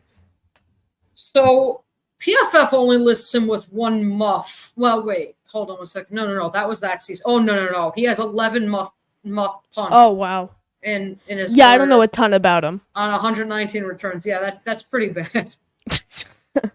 Yeah, but I think he's an all-pro returner from what I've seen. I think Cohen might have been also, but again, it's from a few years ago. Yeah, I mean, I think he's also 30. Coming in on tryouts. I mean, these guys were, bigger names a couple years ago, and now you see Grant them. Is actually 32, so you wonder how much speed he could have left. Yeah, especially. Okay. Oh yeah. So this is the one I started reading these before. Connor up late. Not that. I mean, I did a show last Monday until I think 11:30. I had to go until, so it's summer now, so I kind of make my own sleep schedule. Yeah. So you see Corley playing a major part. A lot of Jet fans do. Connor's clearly not among them. Yeah, I'm not. I don't expect big things out of Corley because, like I said, he's a 3rd-round pick, and I feel like I always get disappointed as a Jet fan. So I feel like if I go in expecting little out of him and he gets me a 300, 400-yard year, I'll be happy with it. Rather, expecting a 600-yard season out of a 3rd-round pick in his rookie season and then only getting 300, 400. Yeah. So I try to look at it from a lower lens in terms of that. Yeah. For sure. I skipped this one by mistake. Availability is everything. AVT could be a weak link too. No, absolutely. The offensive line is, if healthy, and AVT coming off the Achilles, there's questions, definitely. He promises he's never playing in Denver again. It's like, put that in my contract. I'm not playing in Denver again. Oh God, I hope he never does. Yeah. Okay, so let's see. Risky using practice squad, using PS without knowing how kickoffs work. He means for Cohen, because it could be if teams see how important it is, someone will sign him to their active roster. That's not a bad point. I think the one thing is the Jets would also have the opportunity to do that, to sign him to their active roster, and so I wouldn't be so worried about other teams doing it. If you don't want to put him on your active roster, you want to be able to bring him up. If someone else poaches him, then that's just life. They're not, obviously they wouldn't be relying on him to be their game in, game out starting kick returner if they were putting him on their practice squad. Yeah, I think you're going to see a lot of during preseason, though. I think you're going to see a lot of split reps between those 5-6 guys that are competing. All different ones, all different. Kind of see how they fit in with these new rules. If Jakeem Grant and Izzy can hold on to the ball, Cohen could hold on to the ball. It's going to be interesting. Mm-hmm. This one, I like Bam Knight. So I was a big Bam Knight fan. Now I have to say, Michael was like, Bam Knight is number 2 running back. He's so good. I preferred Bam Knight over Michael Carter and over Dalvin Cook, but I wasn't as maybe gung-ho as Michael was. The thing, I think the reason John might have mentioned it is because Bam Knight, the way he got onto the Jets roster was partially by making a couple good kickoff returns in the preseason 2 years ago. So I think he had a 40-yard kickoff return at some point. So Bam Knight is on the Lions. He signed with the practice squad last year. He went out for the season. I forgot what injury he had, but then they signed him to a contract this year. I kind of wish they had Bam Knight because I feel like he would be interesting in the kickoff mix. Like he wasn't fast, but once he got ahead of steam, like he would, he broke a lot of tackles and he was, kind of a bulldog in that way. And so, I miss Bam Knight, but he was one of those practice squad type players. Yeah. Who, Robbie said, but last year I was so mad when they signed Cook because I knew it meant Knight was done. And Robbie was like, Are you seriously crying over Bam Knight? He was like, this guy is a dime a dozen. He runs a 4.6. Yeah, I remember, oh God, the first time I really got a hold of Bam Knight was that Mike White Bears game in 2022. That's when I was like, oh God. And then they let him go, and I was like, oh, come on, that's that, that and that diamond in the rough. They liked him. They would not have let him go if they hadn't signed Cook. Yeah. And we all know how that went. Yeah, not that I think Knight would have been any better. We saw at the end of 2022 what happened with Knight when there's no blocking. When there's no blocking, most running backs can't do anything. Yeah. Things aren't looking too promising for Izzy, as we said. Yeah. Agreed. I think they are preparing for a potential future minus Brees with the 2 picks. I can't entirely disagree. The only thing I will point out is that they have Brees at least for the next, meaning this is his 3rd year, so he has at least 2024 and 2025. And I'm assuming that they're going to they would at least franchise tag him once, so 2026. So I think they're going to have him for the next 3 years. And if they do, then Allen and Davis would be going into the final years of their career when they got rid of Brees. So I don't necessarily think it works that way, but there is the possibility that they drafted Allen as a possible Brees replacement, as much as I don't like to think about that. Yeah, speaking of signing Brees Hall in that whole draft class, I mean, it's realistically, I think we only get 2 out of those 4 guys back. I mean, so that's what I said, and it has to be Sauce and Garrett. I think it has to be Sauce and Garrett, and then but you can look. As much as I love Brees, and Brees is, again, I think he's going to be a top 2 back in the NFL, if not the best back. You just can't give a running back that kind of money. You can't. They're too replaceable. Yeah, they're going for the salary you've seen over these past couple of years for running backs just drop. I look at it and I think out of those 4. I think Jermaine's very talented, but he's out of the picture. What I see happening, the difference between Brees and Jermaine is that Jermaine has the 5th-year option because he was a first-round pick. And so Brees is a 2nd. That's the problem. So, but then again, Jermaine's 5th-year option might be more expensive because he just made a Pro Bowl. So I don't know how that works and things like that. But the thing, I mean, I do know how it works. I have to check up exactly what the thing is. I don't know what I don't know is if you make it as an alternate, if that counts, but I think it does. So the thing is with Jermaine, the problem with Jermaine is this. I like Jermaine. I think he was much better, and I thought he wasn't going to reach this level until year 3. The fact that he reached that level at year 2 was impressive to me. I do not think he's going to get better than this. I think this is his ceiling, and I think he's going to play like this. Like he'll just be, a high motor guy, really good run defender, gets a lot of effort, sacks, bats passes, does other athletic kind of things, chases down quarterbacks from behind, gets a few forced fumbles because of that, things like that. The problem with Jermaine is that he is not more than a top 15, maximum a top 15 player at his position, probably not more than a top 20. And he's going to want to be paid like a top 5. Yeah. And a cornerback like Sauce, I know the Jets have had it. They've had Revis, but a cornerback of that level just is not. That doesn't grow on trees. I mean, he's the best of the NFL, and you're gonna have to pay him like that, and that's it. And to me, Garrett's not. Again, he's not quite there yet, but Garrett probably. I think he will get into that certainly top 10 receiver range, even though there are so many good receivers in the NFL. I just feel like again, you need to lock up your number 1. Hopefully he won't I assume that right now, if he got his contract this offseason, he would get around what Jalen Waddle or Devontae Smith got. Probably Waddle because he got paid afterward.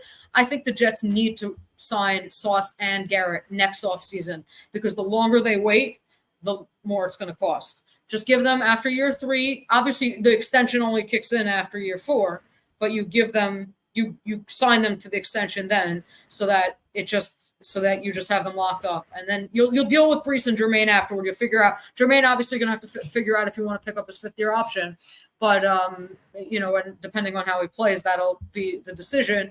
But I think you need to make those 2 moves. Just get it done. Yep. Two of the most important positions on the field, if you really think about it, both sides of the ball. I mean, after quarterback, it's basically like, I mean, you have receiver, cornerback, edge rusher, tackle.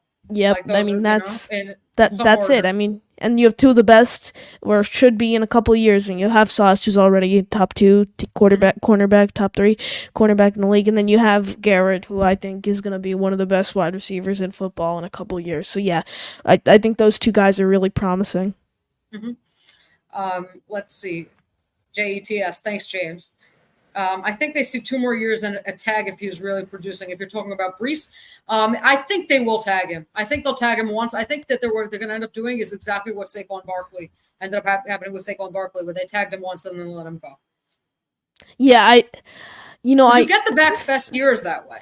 And the running back tag, I'm sure, isn't even that like a ton nowadays. Like 12, 13 yeah, and you get another year out of a guy like him. I mean, why not? You gotta do that as if you're the Jets. Yeah. So they really wanted to move up into the first so they could 5th-year tag Breece. Yeah, they did try to move up into the first to get Breece so they could get the 5th-year option. I mean, the fact that we're even like arguing about this, talking about who do we re-sign? Yeah, I know. I mean, that's just a good goes to show. To have, great problem. It just goes to show how solid that draft class was. Yeah. I would say that draft class. Look, there are teams that have gotten like multiple Hall of Famers in the same draft. Oh, yeah. But that draft class literally has the potential to be one of the best in NFL history. Especially as like Jet fans too. Like we normally don't see those. So it already looks like the best in Jets history, and it's only been 2 years. Yeah. So you say Breece isn't going anywhere if he stays healthy? I don't agree. I think it's going to be 2 years, the tag, and then he's gone. Mm-hmm. Yeah, I again, Sauce and Garrett, they're just such promising players. 2 of the most important positions. You got to lock them up. Mm-hmm. Let's see. They have to pay a lot. Exactly. They have to pay a lot of different people. That's the problem. Mm-hmm. If the Jets retain Breece, it is because they are on the cusp of the Super Bowl, not complaining about that.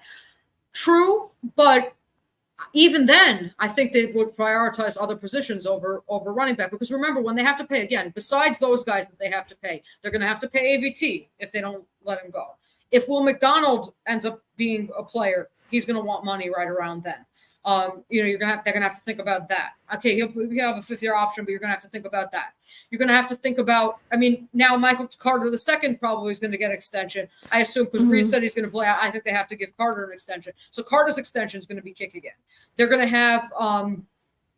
They're going to have to figure out how to get a quarterback somehow, right?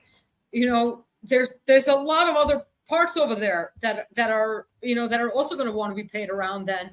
Contracts that are kicking in. Quinnen's contract is going to be very high, or you could even be looking at Quinnen's contract ending. It's going to be a circus. They're just going to reach that point where they're going to have a lot, as Greg said, like a lot of tough decisions. So that's why this season is so important. Yeah, this is the make or break year. It really shows who deserves to get paid, who doesn't. So, and then the whole DJ Reed, Michael Carter II thing it's a whole nother ball game. I mean, you can make a 2-hour show just on that topic. I mean, there's so much debate on why you should extend either one of them. I mean, just two of the best in the league. Mm-hmm. So he said, "You got talk to your parents. Got to paint your room green." It's not Giants blue. It's kind of like a little darker than Mets blue. I was kind of going for that, but I'll talk to some people about that. Might try to get it Jets green. So Bernard asked if Greg is worried about Rodgers' health. He said he's not really. He's rarely injured. It's never really been a problem, but he is getting older. I mean, you just have to be concerned because once an Achilles tears, it's more likely to tear again. That's true of any part of the body that's injured. Yeah, 100%. You made a great statement about that earlier about him thinking like he's more mobile than he is. I could definitely see that for Rodgers, but I'd rather him, kind of go out and be aggressive than him be like, okay, I'm so scared of re-injuring my Achilles. I'm just gonna stay timid right in the pocket and not move at all. Absolutely. Yeah. And I think we built a nice wall for Rodgers. I agree, as long as they stay healthy. Again, you have the Tyron Smith question. You're virtually guaranteed he's going to miss at least 3 games. You just hope that they're not. But he's they're never not missed a at bad playoff times. game. Yeah, exactly. So you hope that continues. Then you have more. You have AVT coming off. Again, I wasn't as concerned about his whatever it was, his triceps, because that seems more fluky. But an Achilles is a big injury. You're more concerned about him. Morgan Moses is getting older and tore his pec last year. So between that's a lot of concern. Injury concerns for one offensive line. 100%. Let's see. But if healthy, I mean, we're talking a top 10 offensive line in the league if they could stay healthy. I agree. I think they could even be top 5. I think they're definitely top 10, and they could be top 5. Like, certainly if Tippmann becomes what takes a year the to Nick leap, Mangold, if he takes a leap in year 2, which I'm expecting from him, you could have a very top offensive line. I mean, just stay healthy. Jets waited with a big pool with receivers with Mims, so I didn't mind them getting their guy. Different regime, but I understand both sides. I hear. I just didn't think Corley was that guy. Yeah, I thought you mentioned Mims there. At the time, I thought the Denzel Mims when they drafted. I was right on Becton. When the Jets drafted Becton, I wanted CeeDee Lamb. CeeDee Lamb was like, all right, this is the guy. I wanted Tristan Wirfs. You wanted Tristan. That panned out very well with the Bucs drafting him. The thing is, he was rated higher than Becton by almost everyone. So I get that he was a right tackle, but you know what? We saw this year. The Titans took J.C. Latham, and they're putting him as their left tackle. Yeah, you can move these guys around for the most part. I mean, when it starts getting dicey. When it starts getting dicey is if you move guys to the inside who haven't played the inside, and move guys to the outside who haven't played the outside. From guard if they haven't played tackle, or if they're not, you're not sure if they can play tackle at the NFL level. But that's the question. That's the best part about AVT. You could play him anywhere but center. I mean, literally, you can move him around the whole offensive line. Although I think the Jets don't want to do that. They think he got injured because he switched. I want him to stay at guard. I put him at a comfortable position. Honestly, I wanted him to stay at left guard. Now, they didn't do that. I just liked how he played at left guard. I was keeping there, but they signed Simpson. That's fine. And Simpson is a guy who, I think he played for a very cheap amount of money last year. Even his contract this year is $6 million per year, which was compared to what guards were getting. I mean, the one that blew my mind was Jonah Jackson got $17 million per year from the Rams, and he was a below average guard last year. What about? Robert Hunt is a very solid player. $20 million per year was oh my God! Yeah, joke. Wild. Yeah, crazy. This one was funny. I've got to believe there is a God and Aaron plays all the games. Yeah, hope Aaron. I always tell my grandfather, who made me a Jet fan, that he's the the source of a lot of my misery, and he says it's an atonement for my sins. I said, yeah, but you don't get to decide that. See, I'm my own source for my misery. Yeah, because you made the decision. I had an option. I had the option to get out, and I'm like, that's what my husband always says about my kids. I have 2 kids, and he's like, don't make them Jet fans. Let them root for the Chiefs. I was thinking about the Chiefs at the time, and that was even before the Chiefs got good. I was like, there was something about Alex Smith that I really liked, and I was thinking about that. I would just say Andy Reid, but yeah. Oh, yeah. I barely knew anything about football at that time, 2018. Every 40-year-old is injury prone. He needs to play smart. It's true, but again, that was a concern going into last year just because of age, but now having the injury concern, it's having already had the injury, it's even more of a concern. Yeah, but I think he needs to play smart, but not to the standard where he's scared. I want him to still feel confident in himself, but not the ability where he's scrambling. I don't want to see any chances where Aaron Rodgers is scrambling out of the pocket and he's nightmare every time he gets hit. The whole Jets nation is going to be holding their breath. I know it's.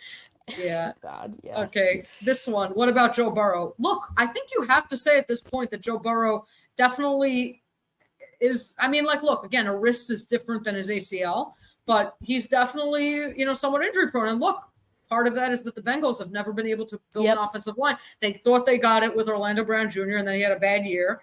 And, they keep trying. They drafted Amarius Mims this year, but I look, Burrow's younger than Rodgers, so in that sense you wouldn't be worried, but he has a surgically repaired ACL and a surgically repaired wrist. I mean, I wouldn't say that Bengal fans should be completely, okay that he's not going to get hurt. Yeah, the Bengals situation is I compared to the Jets. I mean, they were God. I remember that year. Jets were the Bengals were 0-8. The Jets gave them their first win of the year, or whatever it is. It might have been even more than 8 losses. They were terrible, and then they had 2 good draft classes 2 years in a row, and the next thing you know, they're in the Super Bowl. So it's like there's so much that could transpire in one off season in the league. You just never know what could happen. Mm-hmm. So this one, Jets are going to be playing with power. I don't see more than 3 on the field a lot of the time. You mean 3 receivers? I don't think the Jets are going to play much 10 personnel or 0. Yeah, no, I definitely not more than 3. They barely ever do it. But I think you'll still see 3 as your primary, meaning 3 receiver sets as your primary. Yeah. Yeah, agreed. On the outside, 1 in the slot, I think. Yeah, and you said more than other teams, but still their primary is going to be like I think, again, the only teams that don't are the Ravens, who run a lot of 21. They run 2 back sets, or even 22, 2 backs, 2 tight ends. The 49ers run 21 a lot because they have a fullback. So they run that. But that those are the only teams usually who have run more 12 personnel than 11. The Ravens also have an exception though, because they have Lamar they're Jackson, totally different than Lamar. It's like a triple. Yeah, it's a really weird offense. Tyrod is playing. It is just hoping. Look, maybe it's not the same as Tyron Smith, where he's missing. Yes, Rodgers got hurt last year, but again, he had been healthy before that for the previous 5 seasons. He played through that thumb, that broken thumb, and bruised ribs and whatever. Again, he's not like he was this fragile guy who was constantly getting hurt. Yeah. My thing. Yeah, you sorry. No. I'm good. Yeah. Oh, you're okay. My thing with Tyrod that I feel so comfortable about is, let's say Aaron Rodgers has to miss 4 games because of like a ankle injury or something, has to miss just 4 games. I feel confident about Tyrod Taylor going 2-2 in those games. Exactly. That's what I think the Jets just need. I've been so vocal on just average play. Tyrod could go 2-2 in those 4 games. If they had Tyrod last year, they would have made. I am as confident. They would have won 10-7. They would have made the playoffs. You mentioned 2 years ago they would have gone 11-6. You covered the Giants you mentioned last season, so you definitely know. Well, I actually wrote an article this offseason, and I basically said the only better option for backup quarterback than Tyrod is Jacoby Brissett, and they weren't going to get Brissett because he wanted an opportunity to start. So I was pounding the table for Tyrod. So I was very happy with I like guys that can kind of move. I think Gardner Minshew was a fine option, but again, I want a quarterback who's mobile. Minshew is too turnover prone for my taste. I like backups who are more careful with the football. Yeah, Tyrod's pretty much played average play. Football, So Robbie always says too careful, but I'm like, for my backup, be careful with don't turn it over. Yeah. That's all I want from you. Just no turnovers. You got it. So, it's very interesting. People say that Rodgers gets rid of the ball fast. He has never gotten rid of the ball as fast as Tom Brady did. Brady used to release the ball in under 2.3 seconds. Rodgers was 14th in the league, around that area. He does like to get rid of the ball fast a lot of the time, but then he also likes to throw deep, and those plays take longer. So it's a little bit of a misconception to think that Rodgers just always gets it out 1, 2, 3, because he does like to throw deep shots. Yeah, again, it's going to be interesting to see coming off the Achilles. Will he? You said Robbie's mentioned it too. He looks like he's kind of doing the same thing throughout minicamp and OTAs. I just hope he's not timid. With this offensive line that Joe Douglas has built for Rodgers, I think he should be able to take his time. Mm-hmm. I think he has the chance to do that. So, He does, it really depends though. It really depends the type of play call, I think, in terms of him getting the ball out of his hands fast. Mm-hmm. For sure. So now Hennessy asked, what's your record predictions? My prediction is if Rodgers stays healthy, my floor prediction of the worst I think they're going to go is 11-6. I'm not sure. I'm not saying this is my final prediction, but I could very strongly see 12-5 if Rodgers plays up to, not even an MVP level. If Rodgers plays like a top 10 quarterback in the NFL, which 9-10, something like that, I think the Jets could go 12-5. I've changed this prediction. I mean, so much since the schedules come out, but I think I have my one for at least the month of July. At least the month of July. I think the floor is 10-7, and I That's think what that's most fine. people think. Yeah, I think that's fine. I mean, as if you could just get me into the playoffs, see my first playoff game of my lifetime. I mean, I'd take that. I see a ceiling of 13-4. I think 13 wins is like that. That's crazy. 13 wins. Mhm. You know, I really see them going 12-5, and I think the whole AFC East is within those. I think the Bills are gonna go 11-6. I think the Dolphins are gonna go 10-7. I think the AFC East is gonna be really tight. You know, you might be able to argue between the Bills and the Dolphins. The Bills have, somewhat of a tough schedule if you look at it, and the Jets have an easier one. I mean, after that, I think they'll lose to the 49ers. I hope they don't, but I do think they will lose to the 49ers. You look at the schedule, though, starting week 2 all the way up until the Halloween game against the Texans, I mean, the Jets should be able to get a really solid amount of those wins. 5 straight. If they could do that, start off 5-1 going into Halloween, I mean, I couldn't have asked for almost a better start. Mhm. It's just, I feel really confident, though. Just get me into the playoffs. Mhm. So this one, QB is going to be an open season during preseason, so I don't see Aaron or Tyrod playing. Oh, yeah. I think they will give Tyrod more time. The Giants always did. I think that they will give Tyrod some time. But Rodgers, and I think Rodgers will see a drive like last year. I think he's going to want to. That's what Oh, you're cutting out. No. Is it me or is it you? Can you hear me? I think it's me. It's definitely. Yeah. Oh, you got me. Oh, now am I good? Yeah. Okay, perfect. I just had to do something in the settings. Do they still have that undrafted Andrew Peasley? I think is his name. I think they still. I don't know. They got and then they got rid of. And then because I know they got rid of that Pee Wee Jarrett guy who had that cannon of an arm. Colby Suits and Colby Suits. I think it's gonna be between whoever the undrafted guys they still have, and then Tyrod and Travis, and then I think you see it'll be mostly Travis. I think, because they want to give him reps. Like you mentioned, I think Rodgers definitely gets a drive, at least one drive. I think that'll be great. Gator gave you a shout out. Thank you, Gator. Thank you. All you've helped me, all you've done for me and my channel. Great work. Keep it up, my man. So you're saying Corley is way better than Gipson, not close. So look, based on what we saw from Corley at again Western Kentucky and what we saw at Gipson in year 1 in the NFL, if you want to compare that apples to oranges, fine, you could say that. But if you want to say Gipson in year 2 with the work he's done over the offseason and the chemistry he has with Rodgers versus Corley coming into the NFL from a small school, having only played in the slot and basically only run like screens and slants. I don't know if you can make that statement so definitively. And this is like, look, again, a lot of Jet fans were irate when Robbie dared say that Gipson was the starting slot receiver in 11 personnel. But I think just, again, to be coldly realistic and not just fanboy on Malachi Corley. Yeah, I don't think you can compare a third-round pick at a relatively small college to a player who already has a year of NFL experience under his belt.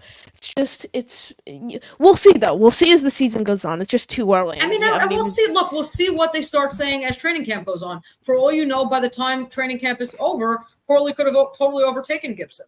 But we're just going based on what we saw on OTAs. I mean the minimal about information we've seen. I mean, just two mandatory minicamp practices, and then the OTAs that the media was allowed to attend. Because you keep in mind they're not allowed to attend all the practices. Yeah. So this one, Greg, I see Tyrod in preseason, but I don't want to see Aaron at all. I 100% agree. But if Aaron wants to play, Aaron's going to play. Yeah, I think Aaron's really making Rodgers really making let me tell you something. The Giants, the Jets, the Snoopy Bowl, the Jets-Giants preseason game is always on Saturday. Now, I'm Sabbath observant, so I cannot watch the game. So I came after the Sabbath ended last year, and I was like, oh, my God, just don't tell me that anyone got hurt. Because they played their entire starting lineup. I was like, oh my God. But then just 1 week, 1 week later, and it's like, when Rodgers is done. Yeah, I hope Travis is it's- ready. I would hope. Yeah. It's I really want to see Travis play, but I mean the Rodgers thing though, it's just like the most Jet way could ever happen. I mean, you don't even get through the first drive of the season before you're out for the year. It's funny. My grandfather had said that he predicted by week 4, so even he was not pessimistic enough. Oh, one of my teachers, Rodgers would go down for the season. One of the teachers at my school, he told me, he's like, all right, yeah, you watch first drive of the game, Aaron Rodgers out for the year with a knee injury. Oh, God. Yeah, it's funny because my sister had actually said that he was going to tear his ACL during the game, but even then she didn't say the first drive, and it was the Achilles. Yeah. I was in shock when I saw him go down. Yeah. It was, he might play the last game. I agree. Buddy Hackett is the GOAT. Who's Buddy Hackett? I know. You mean Nathaniel Hackett? Okay, Connor's killing it. Proud of you guys. Thank you. Yeah. Worst case, Rodgers misses 6 games. What record can this team have with Tyrod slinging it for those games? It depends what the games are. But as you said, I think 3-3 is a very reasonable expectation. No matter what stretch of the season, really. I guess maybe there is. Do they play Miami twice in 6 games, right? Yes, because they have Miami, I think, in the second half of the season. Then they also have the Week 18 game against Miami. Yeah, so I think it could be that if those 6 games, that maybe they go 2-4, because I think Miami is a little bit of the Jets' kryptonite. But I still think 3-3. Well, in terms of divisional play, though, I think the Jets will split with Miami. I think they'll win. I hope, because it was horrible last year. They got blown out in both games. And then the Week 18 game, like 2 seasons ago, I think it was. Yeah, that was 11-6. I mean, it was pathetic. Yeah, that was disgusting. Oh God, baseball score. Yeah. Okay. If they let Rodgers take any snaps in preseason, well, be prepared to be very angry then, because I'm telling you, it's going to happen. Yeah, one drive. I think one drive is a fine amount. Yeah, I think Rodgers is going to want to get on the field. Yeah. So much talent on this team. If Mike Williams returns to form, it gives us the best 1-2 punch since Marshall and Deckard, 100%. Yeah, someone, I don't know if it was from JetX, but I was reading something. I think it might have been JetX. I don't remember who. Or it was another Jet media outlet. Someone said the same exact thing, and I agreed with that 100%. Mm-hmm. Yeah, I don't think it was us, actually. Yeah. Let's see. Good show. Thanks, David. Thank you, David. Maybe Lazard gets mono on Brownley. Yeah. I don't know. Yeah. Defensive coach equals running the red zone. Yeah, I know. It's a problem. Yep. My favorite Jewish content contributor is on. Okay. I'm not exactly sure what is that the guy who knocks off Jake Asman? I'm not Jewish. No. I'm not sure who he's. Is on. Okay, my favorite Jewish. Okay, it was 2 separate things. It was Alan. So he said my favorite Jewish content contributor is on, and then he said F Jake. Okay, I'm sorry, Alan. I don't know what you go through on Jake. I like Jake, but I appreciate the props. Jake's awesome. I love Jake. Yeah.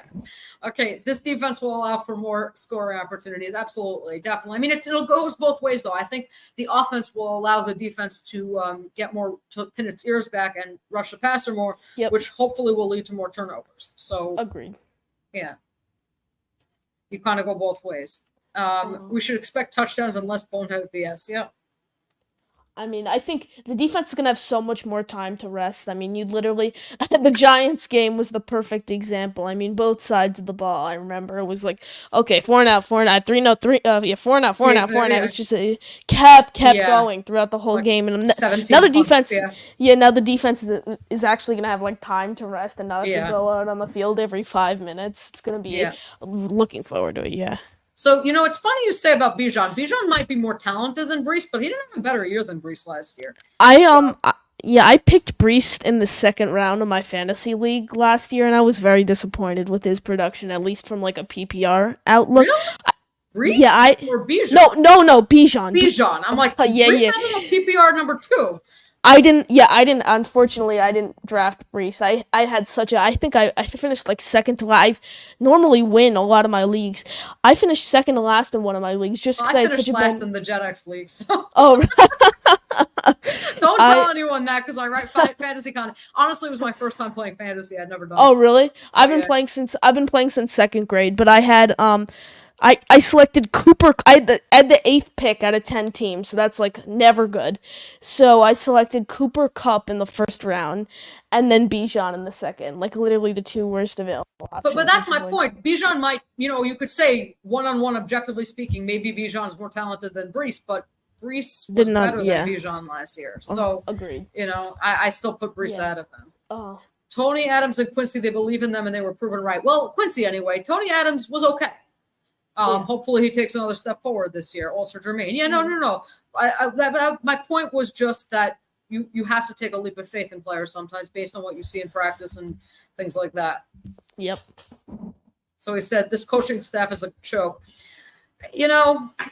I don't know why they can't just get a coaching staff that's innovative, that's, without drama. But, look, if Rodgers can take them where they need to go, I'm going to stop complaining. Look, I've been a big Rodgers critic. I've been a big Saleh critic and a big Joe Douglas critic. So if they can win, I'm just going to, look, I do believe that coaching could be the difference between them winning the Super Bowl and not.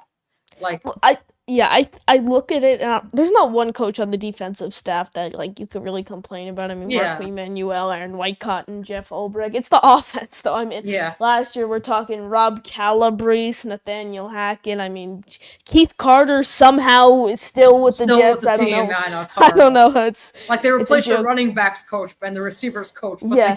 they leave the offensive line coach. It just made no And sense. then you hear, I don't know if you've like heard the comments that Taylor Lewan proceeded to make Yeah, I about heard Carter that. on his podcast. So it's like, what are we doing? Yeah. I try not to think about it too much. Yeah. Yeah. Well, I appreciate that. Yes. No, you're definitely right. That they need to focus. They need help focus on offense. David, I appreciate it. What about Corley? I think he will be way better than Gipson. So we discussed this. We said, so this is true. We don't need MVP Rodgers. We just need top 15. You get average play from Rodgers. This is you probably win you for sure make the playoffs. I think you may even win the division. You get top 10 play from Rodgers, you're a Super Bowl contender. Exactly. Perfect. That's what I think. This will be a very special year barring injuries. I wouldn't be surprised if Brees leads the league in rushing. I agree. Everyone's sleeping and not talking about Braylon Allard. He's going to be a superstar. I don't know about a superstar, but I think he can definitely make an impact. Yeah, I think it's going to be so fun to watch. I don't even like just those. Yeah. I have to say the player I'm most excited to see. Honestly, if their offensive line is as good as I think it's going to be, I'm excited to see that run game. It's going to be fire. Yeah, Leon Washington was my favorite player as a high school kid. Didn't they just remove him? Yeah, they just as their special teams. Yeah. It's like that's not even like even a valuable. Like, why not keep him? It's like, I have no idea. That's like those moves that upset me that the Jets make. Yeah. They wanted to alter games. That is why they changed the extra point, the kickoff. Correct. Well, I don't think they wanted to alter games. I think they want it to matter. Meaning they changed the extra point because it was such an automatic play. It was like 99.9%. It was like you might as well just give an automatic point. So they changed it to make it not 99.9%. So the same way with the kickoff, they changed it so it's just not the same old boring play. But I don't think they want it to actually, like, yes, they want it to be a play in the game, but they don't want it to be the deciding factor in multiple games every week. So Dalvin Cook had 6 straight 1,000-yard seasons. I blame our O-line injuries and struggles more than him. Yardage, if you watch running backs, again, that's kind of, I don't know if you're a Jets X Factor subscriber, but maybe if you check out some of our stuff, if you go read, watch Joe Blewett's review of Dalvin Cook, if you watch Michael Nania's review of Dalvin Cook, if you read my review of Dalvin Cook, it's not just, running backs. If anyone could run through a hole that's 3 players wide, right? It's what they can do compared to the next running back. So, for example, that's why they say running backs don't matter. Because, for example, 7th-round pick Isaiah Pacheco was just as good, if not better, than supposedly great Saquon Barkley, right? So things like that. the measure of a running back is what they do with the blocking that they're given. Dalvin Cook had top blocking in Minnesota for multiple years straight. They had very good run blocking. You watch him, he had literally truck room to go through. So he ran for a touchdown. Yeah, Izzy Abanikanda can do that too, but nothing else. His vision was terrible. He consistently would get stuffed in the backfield. He didn't get the yards that he should have gotten very often. And you watch the plays that he made that were big plays. They weren't impressive. It wasn't like look, again, one article that I have coming through the pike that will be posted sometime in the next week or two was about the Jets' top 20 plays under the Robert Saleh era. And when I was looking at the plays, what I tried to do is put in plays that were based on skill level and not just on, oh, this was so exciting, this was so cool.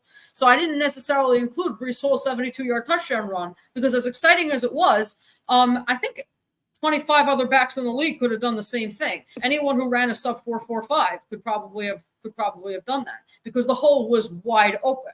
So that, yeah, it's cool and it adds to Breece and everything, but that's not what makes Breece Hall Breece Hall. What makes him Breece Hall is being able to break tackles, being able to get extra yards, being able to cut and juke out guys, being able to get tough yards when he needs them. And yes, sometimes that extra element of speed where another guy might have gotten tackled, him going to the house. But that's not the main measurement. And 1,000 yards, also even by the standard of running backs, yards per carry matters more than 1,000 yards, but also there are so many other metrics for running backs, and all the other ones were poor.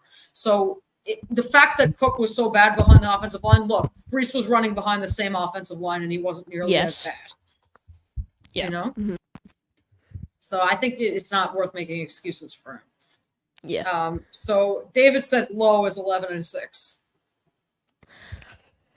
I think low's 10-7. I think for that. I said 11-6. So again, we could. It depends, and it could be that will come time for our grand predictions before the season because I do that article every year, and I'll write 11-6, and I'll say if everything doesn't go up to plan, it'll be 10-7.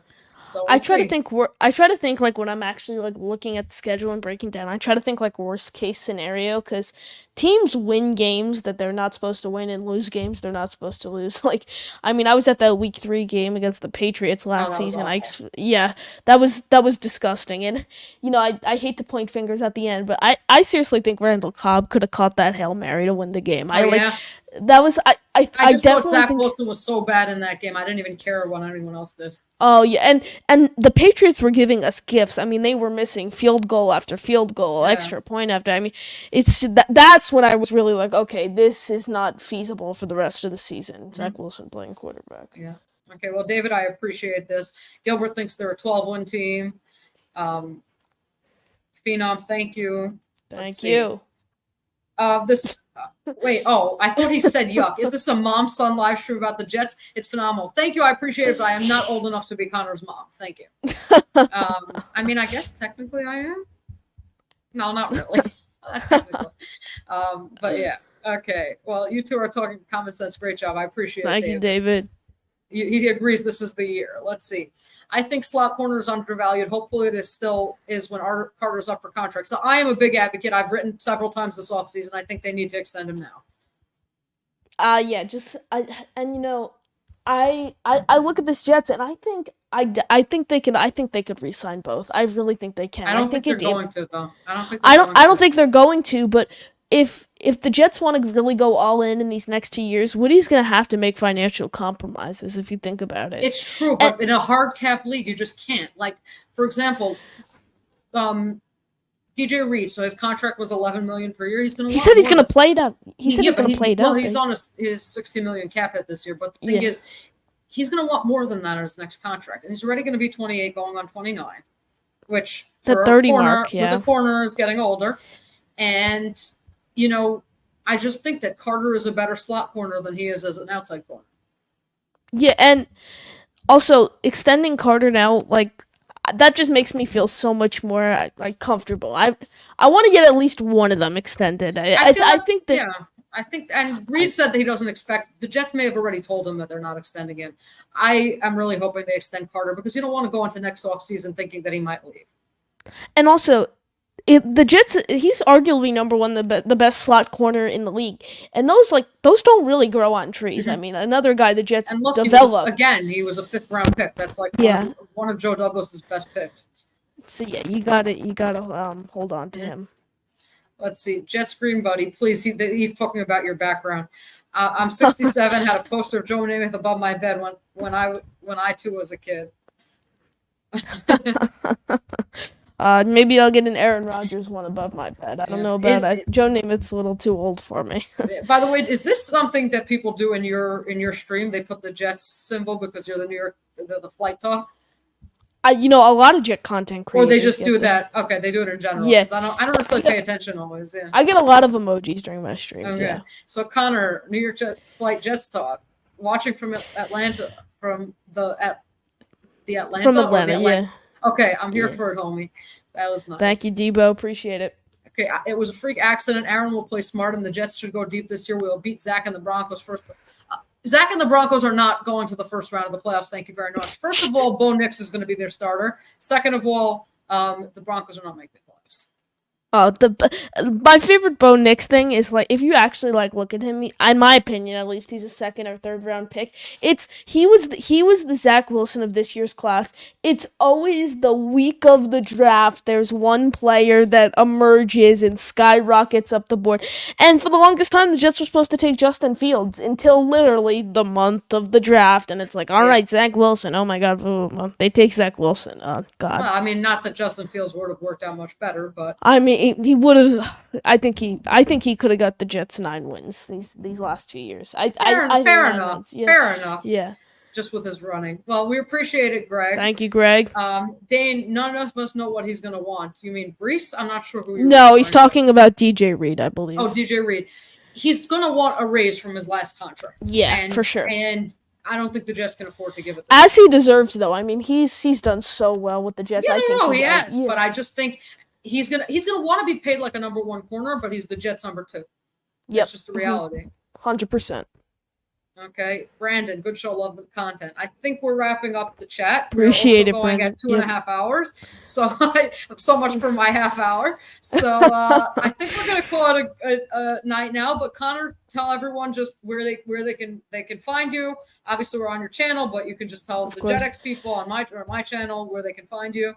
Thank you. Appreciate it. Be sure to subscribe. New York Flight Jets Talk on YouTube, at NY Flight Jets on Twitter. And then if you haven't already, if you're watching on my channel, be sure to check out JetX. I mean, all the work over there is incredible. JetXFactor.com, JetX Mobile, App Store, Google Play, Android, whatever you're on. Be sure to, follow the content. Rivka, Nania, everyone, Brandon, Pock, everyone over there is just awesome. So definitely be sure to check that out. And Rivka, thank you for having me. Well, thank you for joining. So I'm just going to say over here, please make sure to like, share, and subscribe. Check out jetsxfactor.com. If you become a member there, you'll get really the best individual film breakdown that you'll get anywhere Yes. of 2.5 hour film breakdowns of each player, like as detailed and nuanced as you'll ever get. Check out Jets X Factor. We come out with new content every day. Check out, I'm trying to build my own YouTube channel. I don't have a lot of subscribers, but I'm going to start streaming there too. You can find me if you Google my name, Rivka Boord. My handle is at Jets Analytics on YouTube. And then on Twitter, I'm at Rivka_Boord. So you can find me there. And thank you very much, guys, for joining. I appreciate it. Thank you, Connor. Take care. Thank you. Okay. Have a good night.